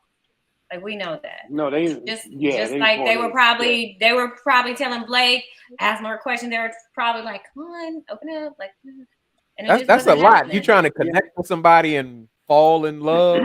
You know, camera in your face, and you trying to connect with your person. That's a lot. It's hard. But you know what? By your fourth or fifth time, you start forgetting that they're even there. And that's true too. That is true. Yeah. That is like, oh, okay. But my thing is, I don't know, because that's just like me. I feel like, and you're right, J-Dub, because my thing, but at the end of the day, if I'm at a restaurant, we're at a restaurant, it's people around us. If you're sitting in front of me and I'm sitting in front of you, the camera's all those people that's sitting around us. If I'm feeling you, if I like you, nobody else in the room matters. Like, I'm going to be so focused on you that, so those cameras, it was to the point where those cameras, I didn't even care about the camera. I'd be like, so like what, you gonna call me? You know what I'm saying? Like, I wasn't even thinking about the cameras anymore. So, I mean, I don't know. I'm glad you said that, because that's exactly what I was going to say. Asking Walter to call you. Is he going to call? Oh my God. You know, I mean, so much so I went to that restaurant y'all was at, because I was like, oh, it looked like that's a nice little spot. I saw the food. I don't even remember. We went to a couple. Are you messing with me, J-Dub? No, I'm for real. I said that before. I went. It was like it's a little Chinese spot in Bethesda. Oh yeah. Yeah, I remember. I forgot the name of it too. That's when I had that. Someone said that it was like a Power Ranger outfit. I had that big silver necklace on. You can find that on shopsabrinasoul.com. Yeah, I remember. Yeah, I saw the food. I said, oh, I got to get over there. Yeah, it was good too. It was good. It was. Oh gosh, yeah. Well, unfortunately, okay. Well, we're not going to talk about it because we're going to know about it. And just to let you know, it was in Bethesda. They had us. I forgot the name of it. You good food. Good. I forgot the name of it too. You say something, really, B? No. That's where we did all our confessionals at in Bethesda. Oh, okay. Yeah. So, so before I forget, because I know Sharice called me and was like, we forgot to talk about Anthony. So I just want to say, before we move forward, is there anything that I'm missing or anything that we need to discuss? Because I don't be wanting to feel like I'm leaving anybody out. So, or any like scenes out. No. Okay. No, I think we covered. I feel like we covered everything. I do too. Because next up, they're meeting at the men's lounge, and so let me just read my notes, because I'd be going off on a tangent. Let me just read my notes. Q by Peter Chain. Oh, is that what it is? Uh-huh. Oh, okay. Yeah, I don't remember. I don't even remember. But the food was really, really delicious. I'm gonna check that out. Check it out. You like Chinese food? Yeah. So the men meet Tommy in the lounge, which happens to be a church with alcohol. The men are discussing who they are feeling and connecting with and who they are not connecting with. The two women that are on the bottom are Corvea and Z. Lyndon meets with Corvea, and Blake again meets with Z. This is the very first elimination date. So just to let you guys know, when we are filming and when we have our first elimination dates, like the very first ones, you got to remember it's happening at the mixer. So all of us are there. We're all standing up and Tommy calls us to the front, etc. This is the first elimination date where it's, you're getting called, you're getting an email saying, hey, you got a date today. So you don't know that you're about to be on an elimination day. You thinking that you're just going on a date, okay? Hence why Corvea came in there and she was eating her sushi. She had no idea. And then she was like, wait a minute, I'm too fabulous to be getting eliminated. What? What's going on?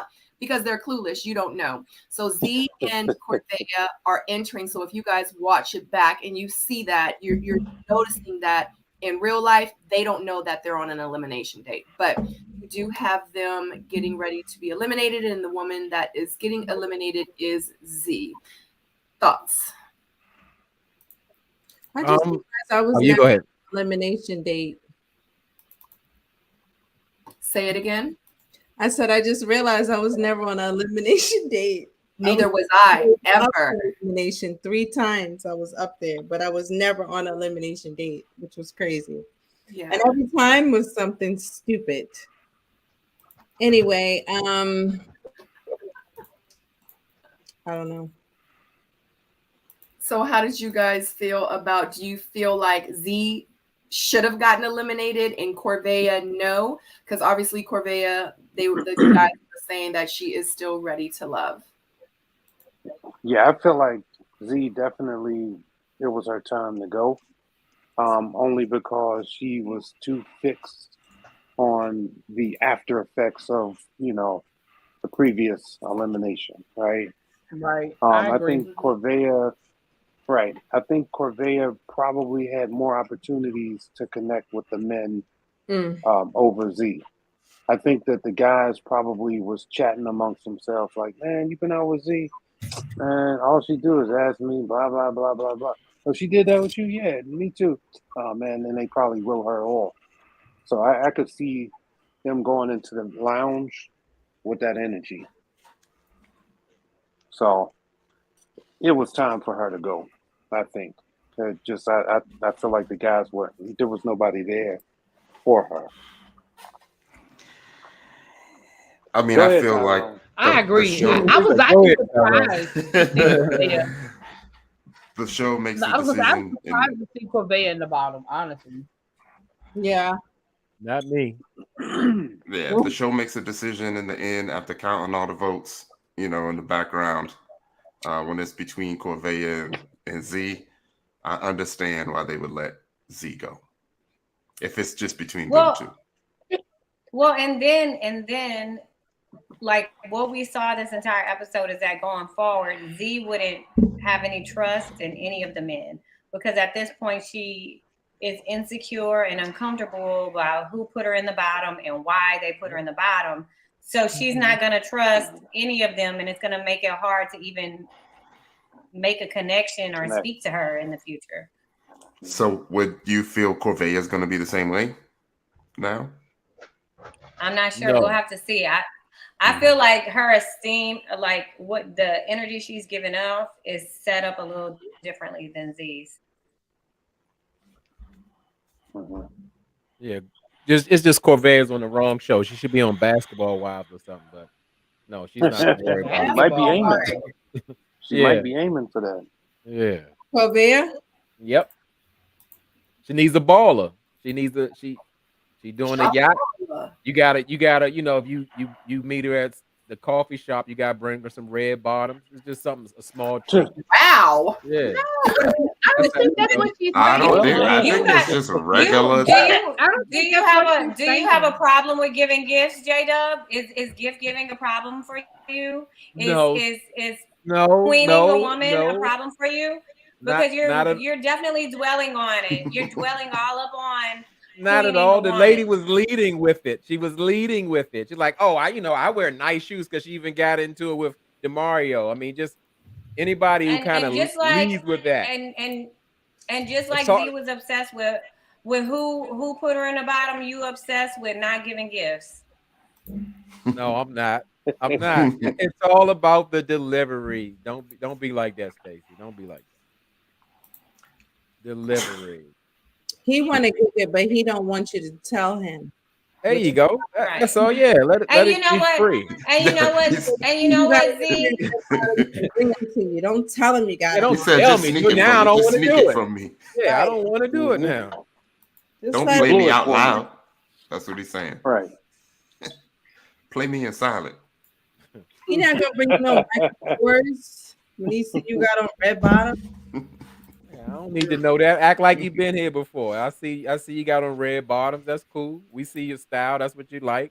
You ain't got to tell me. Mm-hmm. Next thing you know, you be talking about you got the G-Wagon outside and you only take first class for private. I mean, I don't need to know all that. We go here to get. What you need to know is who's paying for it. That's what you need to find out. If you need a girl, you need to make sure you know who's. That's right. Right. Yep. You ain't lying. Number one. I Middle mean, wait, it's so funny because you up next to fund it if it's getting funded. The thug in me really want to respond, but I'm gonna sit down. No, come on, let that thuggery out. That ain't no thug. Right. That's an act. Stacey, you ain't that I'm not talking about you. Oh, okay. I stand because correct. We know I was just joking with you, and I'm gonna keep talking. I know. So what y'all think about Corvea? I mean, not Corvea, Z singing her way off the show. She said that they said, "Do you have any last words?" And she said that Z is from Jersey and she wants to know what's next or something like that. That was a horrible invitation. My bad, Z. You did better. You did better than Z for real. But like Ty said, you got to get it when you can. You know, when is your? I don't know. I might could hope that I could do something with them vocals. You know what I mean? I got auto tune. I got a track. You know what I mean? Wow. I'll let the kid. Golly. So it was so cabaret. I was like, is she like into Broadway or something? Like, it made me want to know like what else she does on the side. Like, is she into like cabaret and musicals and things like that? Like cruise ship. I was and you know what? I just you know, just like I said it last week with the DJ, I just don't like people that's like gimmicky. If you come in to find love, find love. Like, I think our viewers have expressed it time and time again. They don't want to be so gimmicks. They want to see somebody on a journey for love. They don't want the fakery BS. And it made me believe, like, after I felt sorry, you know, like, I can imagine how I must feel last week. Well, yesterday, because it was probably the day after yesterday, you were just on the chopping block, or 2 days ago. And then today, you know, you have to go through these motions. We all know, you know, we can put ourselves in the shoes of how that must feel. However, then to end it with that, it just, I was like, well, did she even want to be there anyway? I was so confused. Right. I agree. Yeah. But Ty is out there for you, boo. And that's a good man. That's a good, strong man, too. Yeah, you better call Tyrone. You better. I don't know, Ty. Are you putting yourself out there? Ty don't need no assistance to shoot no shots. Ty is a legend. Nope. I can vouch for him. If he wants something, he gonna go after. Oh my God. Oh my goodness. All right. So any last thoughts on this episode, on the season, period? All right. I guess we'll see. That? You know what? I do. Hold on. I think take a quick rewind. I just wanted to talk about something that Tommy said in the lounge when he was talking about the save yourself, or the guy gets to save one person time or whatever. Right. So I think one of the reasons why they're doing that is, one, because they don't have an extra person for that space. So that might help them carry the show into another week. That's number one. Or number two, it really doesn't matter anyway. They actually will get the opinion of the men just one time, and it won't be the producer sending people home. Yeah. Maybe so, but to me, they it's already too, beefing about that. Yeah, but the other thing too is that's too game showish. It's too game showish. Oh, you mean? Yeah, I think so, Ty. I think that was an accident. What? Yeah, it's not on my end. Ty, take it. Hold on. Stop it. Freeze. Yeah, P.O., I'm with you. I think they responded to people wanting a change in the show because people need a refresh. But no, I agree. Yeah, we turn into something else. It's going way. You talking about the love pass? You talking about the love pass? So there's first of all, you in Miami. But do you notice on all the competition shows, love every day. Maybe the next. But on all the competition shows, they end up putting that in. If you look at every competition show, they find a way to give. At some point, they find a way to add some sort of save. American Idol did it. Project Runway did it. RuPaul, like they found a way because that's a way to respond to. But this is, that person shouldn't have got sent home, or that person should have had another chance. So that's just kind of their way of satisfying us as the fans to say, oh, somebody deserved another week, or it was just a misunderstanding. They should have another chance. But I really got to wait and see how it works because it was the way it was explained. I ain't really get it. Me either. So I have to wait. Trust and believe it won't. Well, they're talking about it's going to be a unanimous decision. I don't think so. I don't think it's going to be unanimous. It's still going to be more production influence. So I just tried to upload the official trailer because I done watched it like 30 times already. It's what I'm breaking down tomorrow. The dudes is already beefing about how they're going to use the save. Because they're talking about maybe using it for later. And they're like, if you have a connection now, why do you even need it? Do you know what I mean? Just vote for who you're going to vote for. And then that's that. Right. And that's why people are going to be forced to either have alliances or enemies. Yeah, they turn into Survivor. Right. So the people who's more persuasive, who have some homeboys, y'all got the bro code going on, that's who's gonna get their one save. The other guy could actually have real love, and poor little Tink is out of love. Yeah, you said poor little Tink. Yeah, now it sounds like the show is even more tainted at this point. Why are you so negative? Y'all are so negative. Jeez. Oh, okay, I apologize. Everybody's there. What the hell does that have to do with love? What does it have to do with love? What's love got to do? Because just like they messed, just like the first day elimination, that might be somebody that could be working with somebody now. Bring her back and then call it a day. Bring it back. I can understand them reintroducing somebody that's already been gone, but to sit there and say, hey, let's have a unanimous save on my woman, not yours, but mine. Like, come on, man. You want to see the turmoil jump off in the jail card. That's why they did it, though. They're going to be throwing babbles at each other in that church. Yeah, it's just a drama. Exactly. And next season, I say your girl and you vote against mine.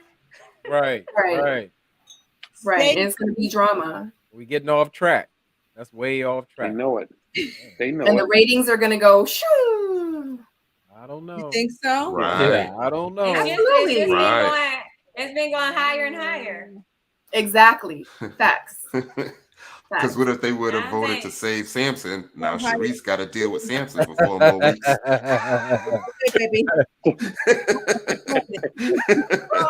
Right. Sharice did very well handling Samson. And then I think the show would kind of be messy, and then put those two people on a date again. He said, because that's why you're not ready to love, and you're going to be eliminated. You big bad bully. Saved.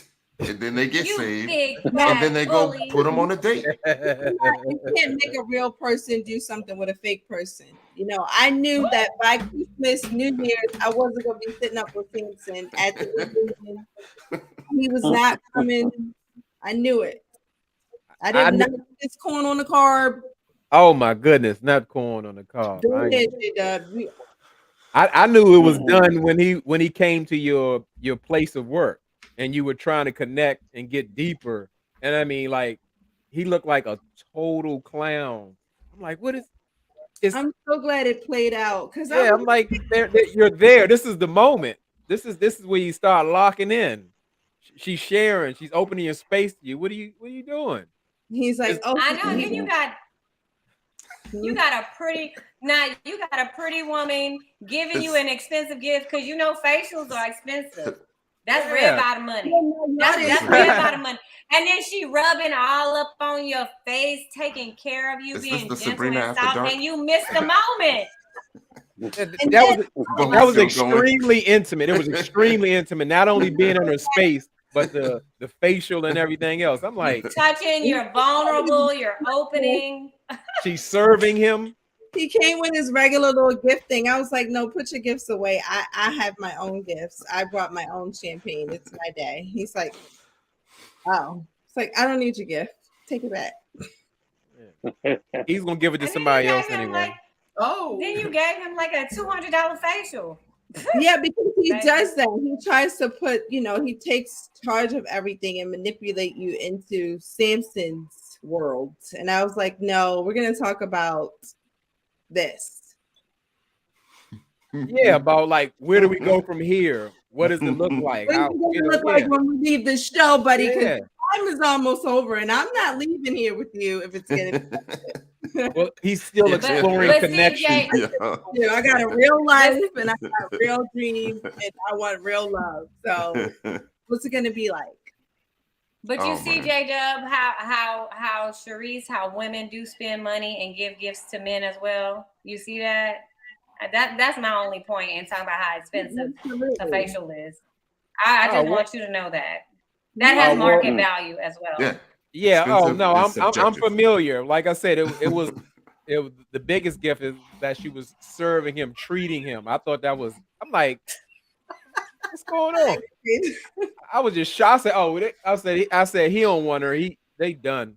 He another one drops the ball. That's what I'm used to just watching. I was very disappointed. Oh my God. The man said he was ready to get married. He said they was ready to get married tomorrow. But he now needs a home bride. He can order up whatever he wants. Order it because I'm not on that menu. Yeah, he didn't even want to talk. He was playing around because he don't have nothing to talk about. I know it was sad. It looked crazy. So we just. And I think we just said that. Like, I'm like, yo, if it's something, it's gonna come across. Like, why are you staging everything? We're on the show. Like, let it roll, Samson. Don't wait till tonight and call me and tell me anything. Tell me right now. Yeah. Anybody else we want to bash? Well, Ty got sensitive. No. Ty, what about Blake? I ain't got nothing against him. He cool with me. Anthony. I'm just talking about what I'm seeing. I don't dislike of any of them. I just think that the date was awkward with them too. I'm joking. But I'll tell you in my breakdown, Stacey, watch that tomorrow. I'm gonna watch it. What time again? Shameless plug. What time? I honestly don't know. I'm thinking, I don't know. I should be done by 3-4 p.m. No, Ty, but I'm late. Ty likes everybody. I'm filming tomorrow, so I'll have to catch it on the next day. Yeah. Ready Love Resort back on tomorrow. No, she's with Dallas. She's in the Dallas season. Mm-hmm. Oh, okay. Mm-hmm. No. I do a talk show. I do a local talk show. Oh, okay. Okay. That's what's up. All right, guys. Anything else? I love you miss guys. Anything? Really be. Sister, do you have anything else you need to add, sister? Oh, that looked like that felt good. That looked like that felt good. J-Dub and Ty want to be over talking you.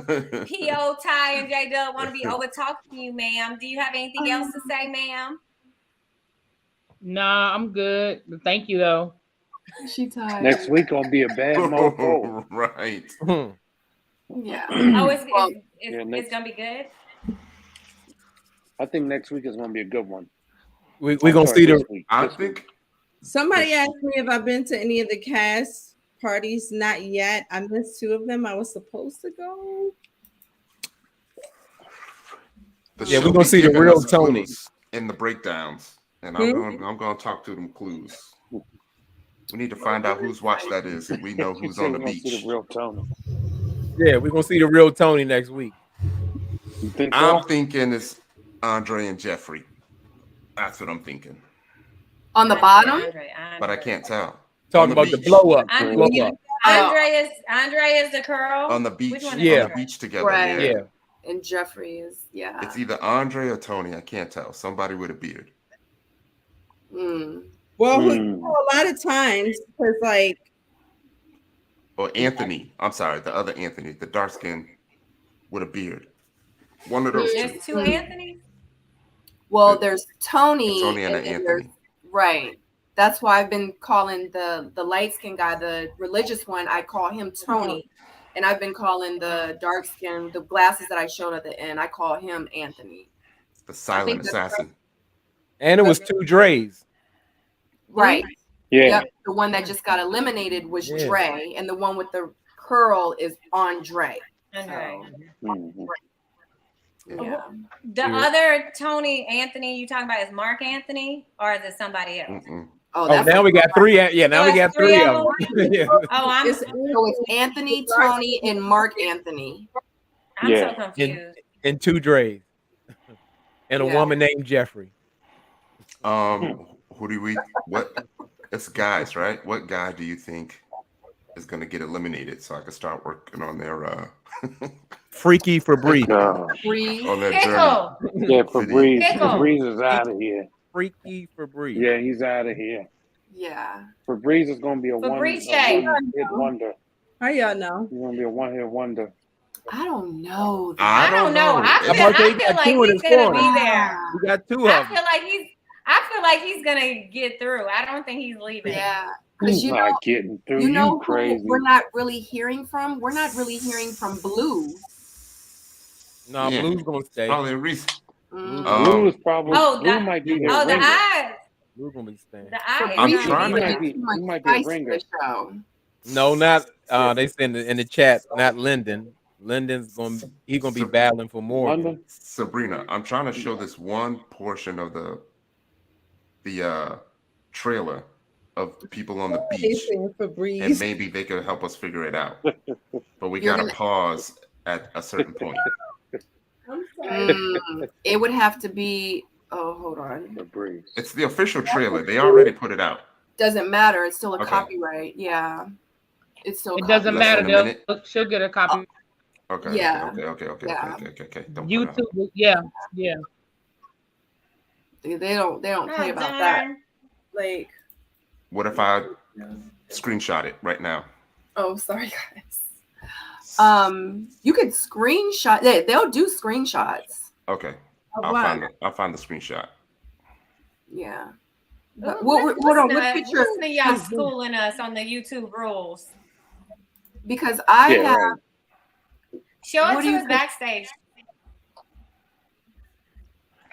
Because I have at the after party. Yeah. That's where it goes down. That's where it goes down. I'm confused on the answers, honey. Because I posted some pictures of the behind the scenes. I don't know if you guys were paying attention, but I was posting some pictures from the next episode. Dang, they said Teddy Worms. I'm done. Oh gosh, he got his feet out. Tell me he wasn't wearing sneakers with no socks, and then got them feet right over there by that fruit. Oh my goodness.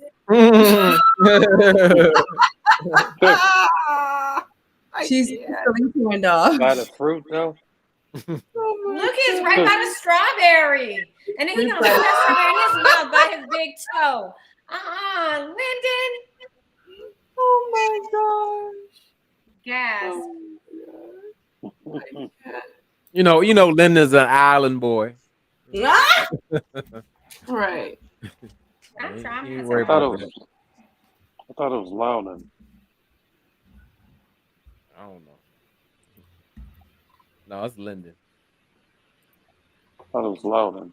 Did you get it, Ty? Yeah, I actually got two of them. Oh, okay. Right now. And this is just me doing some investigative research right now. I'm uploading it right now. It was a Ty Slides. It was a request in the chat. Could you bring up all three Tonys or Anthony? Oh, we have. And this. Go ahead. No, go ahead. I was just saying we have 181 watching. Shout out to you guys.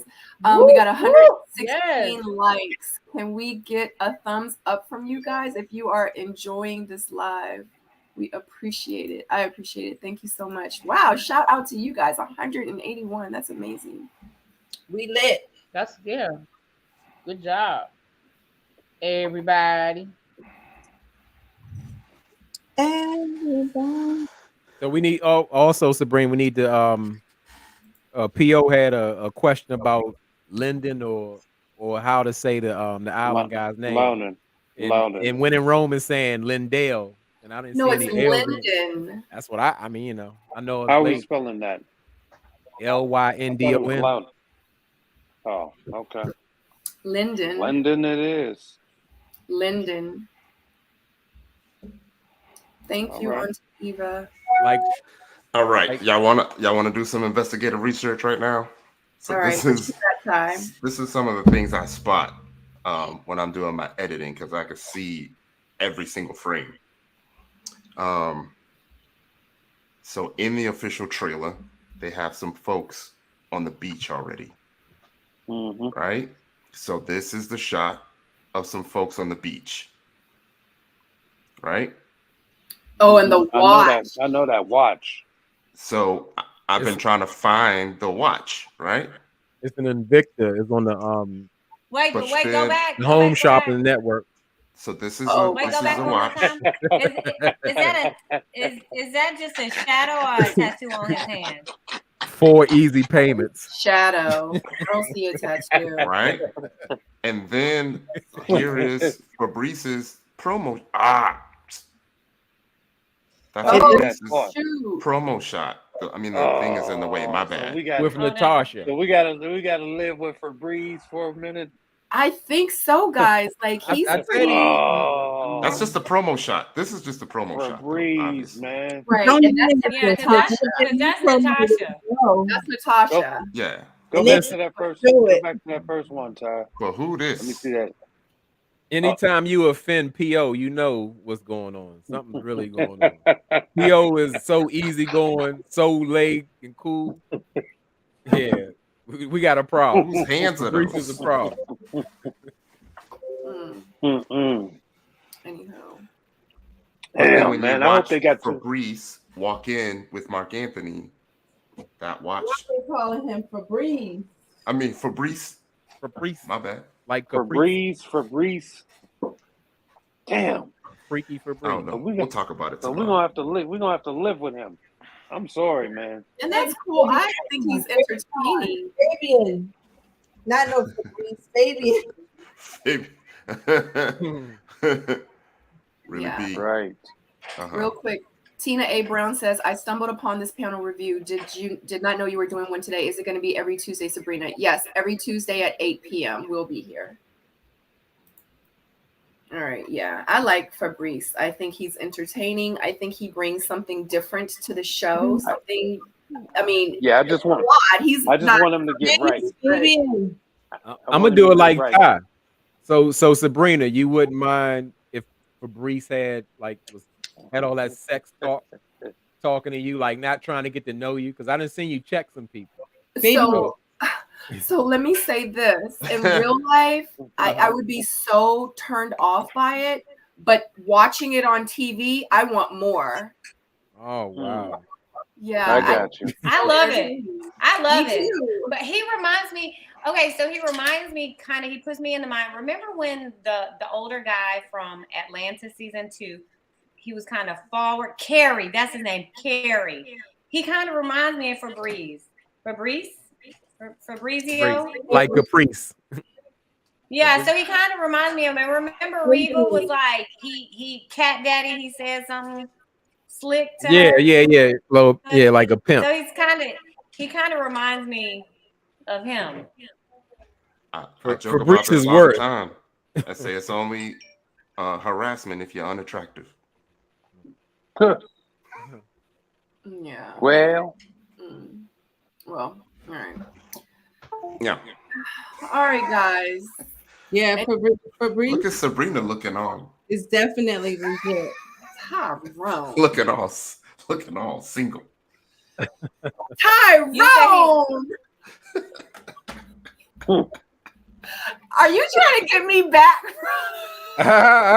Of course. Let's do it, Ty. Let's hear it. Let's hear it. I can't. I just have on Not glasses. with it. I'll let her tell it. I won't tell her business. That's right, Kenya. Nope. Because I never said anything. So it's nothing to say. What? Exactly. Nothing. That sounded. Hold up, sis. That sounded a little. I shook it. That sounded a little like we need some investigative reporting. What? Okay. All right. So I think we're done with. Yeah. Okay. The only reason, because we finished a little early tonight, so I was like, let's get a little chit chat. But yeah. So I appreciate all you guys for being here. You guys are amazing. Thank you again for taking your time out and talking about Ready to Love Miami, the number 2, season 7, episode number 2. Stop laughing, Tyrone. Yeah, so as always, if you guys did not catch it in the very beginning, we're going to go around. Everyone's going to say who they are and where you can find them on their socials. And also, too, if you guys have any services that you have that the viewers might see that they might need your services for, definitely put that out there as well. I would so appreciate it. Anyway, let's start with Tyrone. It's J-Dub, Really B, P.O., Stacey B, and then Sharice. What's up, everybody? Ty Wilson 21 everywhere. I've been into a lot of projects lately, talking mental health. I still do my cybersecurity thing and being more, I guess, outgoing with the video projects I've been working on. I actually just released 3 of them yesterday, and be on the lookout. Follow me on YouTube. That's where I'm going to be mostly. That's all right. That's all I got. It's J-Dub. I'm on YouTube. I review reality shows with detailed reviews and try to pick out some details you may not have seen. You can reach me through YouTube or Instagram. It's _J-Dub. If you definitely have some services, because in real life, I need some help with some editing so my channel can take off to the moon. So, and I am YouTube's #1 commenter still. J-Dub, I'll help you out with that if you need to retalk, you can chop it up. There we go. My man P.O. always come through, and I just give an extra shout out to P.O. Yeah, and we have to meet up too for the Zoom as well. Can I drop a nugget for everybody? Yes. It's going to be a game changer for everybody. And then I'm done, Stacey. It's called Chat GPT. Just go look it up. It's free AI. Talk to it, ask it whatever you want. You told me about that. Chat GPT will change your life. You're welcome. I need the plug. My computer's dying. Go grab my plug for me real quick. Really B, what you got for us? Who's Sharice talking to? Really B TV on YouTube. Tony. I review TV shows. Housewives. Oh, we heard that. Channel. And celebrity news, so you can find me on Really B TV. Sounds good. Thank you so much, Really B. I had to mute them up top. So P.O. Yeah, you already know what it is. It's P.O. Anytime you need a delivery, I'm right at 100 sightings on IG. No, but in all seriousness too, I do make I make music, beats, everything. I'm heavy into the visual arts. So like my man J-Dub said, he wants editing. I've been editing videos for, I don't know, maybe 25 years. I have my own company doing that. Infrared Films, Infrared Entertainment, so yeah. But you can find me at 100 sightings on IG. Stacey B. Hey, Stacey _B. I like to keep it simple on Instagram. I forgot to tell y'all that I've been doing this like talk show a couple times a month. We film like every other Wednesday, and it's it puts you in the mindset of like the Real of the View. It's a panel of 4 women. It's produced. It comes on YouTube and also some smart TV streaming platforms. It's called The Session TV show. Yeah, it's been fun. It's been like, I like to be uncomfortable, like force myself to do things that I've always wanted, but I've always been like shy, like afraid to try. So I'm really enjoying it. I'm enjoying my space. Yeah, good. Congratulations to you. We're going to have to all check that out. Yeah, you know who? Another co-host of the show is your beloved J-Dub. That girl is this legal Simone Redwine herself, honey.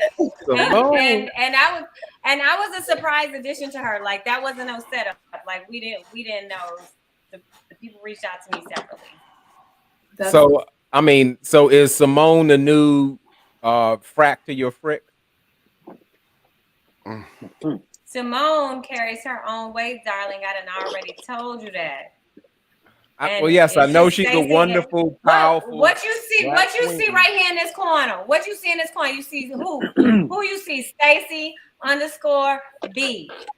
You are period. Stacey. Aggressive. You're very aggressive. Here we go. So, okay, let me ask you: is there still freaking frack? Even though I know Simone. Yeah, I just saw her this weekend. Okay, freaking frack still going strong. Next time, bring her. Can she come? No? Of course. There you go. Anybody is welcome. Yeah. All right. So Charisse, we heard her. I don't know if you guys heard her, but she did say that her phone was dying, her battery. But I will say that she is Charisse Logan from Ready to Love Miami. Number 1, she does have Logan Skincare. She does have a YouTube channel, also Logan Skincare. And you can also find her on Instagram at Charisse Logan and Logan Skincare. And of course, you guys know I'm your host, Miss Sabrina Soul. You can find me on all socials, Instagram, YouTube, Twitter, Facebook, TikTok, everything at Miss Sabrina Soul. Check out my weekly vlog. I just posted, literally it uploaded right before we started the show. And my Vlogmas number 5, I'm making it happen slowly but surely, but it is coming along. It is taking a lot out of me. I appreciate every last one of you. If you have not hit that thumbs up, I would so greatly appreciate it. If you have not subscribed to my channel, please do. We would love to have you here, and also to our channels, the panelist channels. We would love for you to subscribe to them and to follow all of us on our socials. But other than that, I don't have anything else. I love you so much. I will see you here on Friday for my live watch party. And then again on Tuesday at 8 p.m. with me and my panelists as well. Y'all have an amazing Tuesday and an amazing week. And we will see you soon. Love you guys. Bye.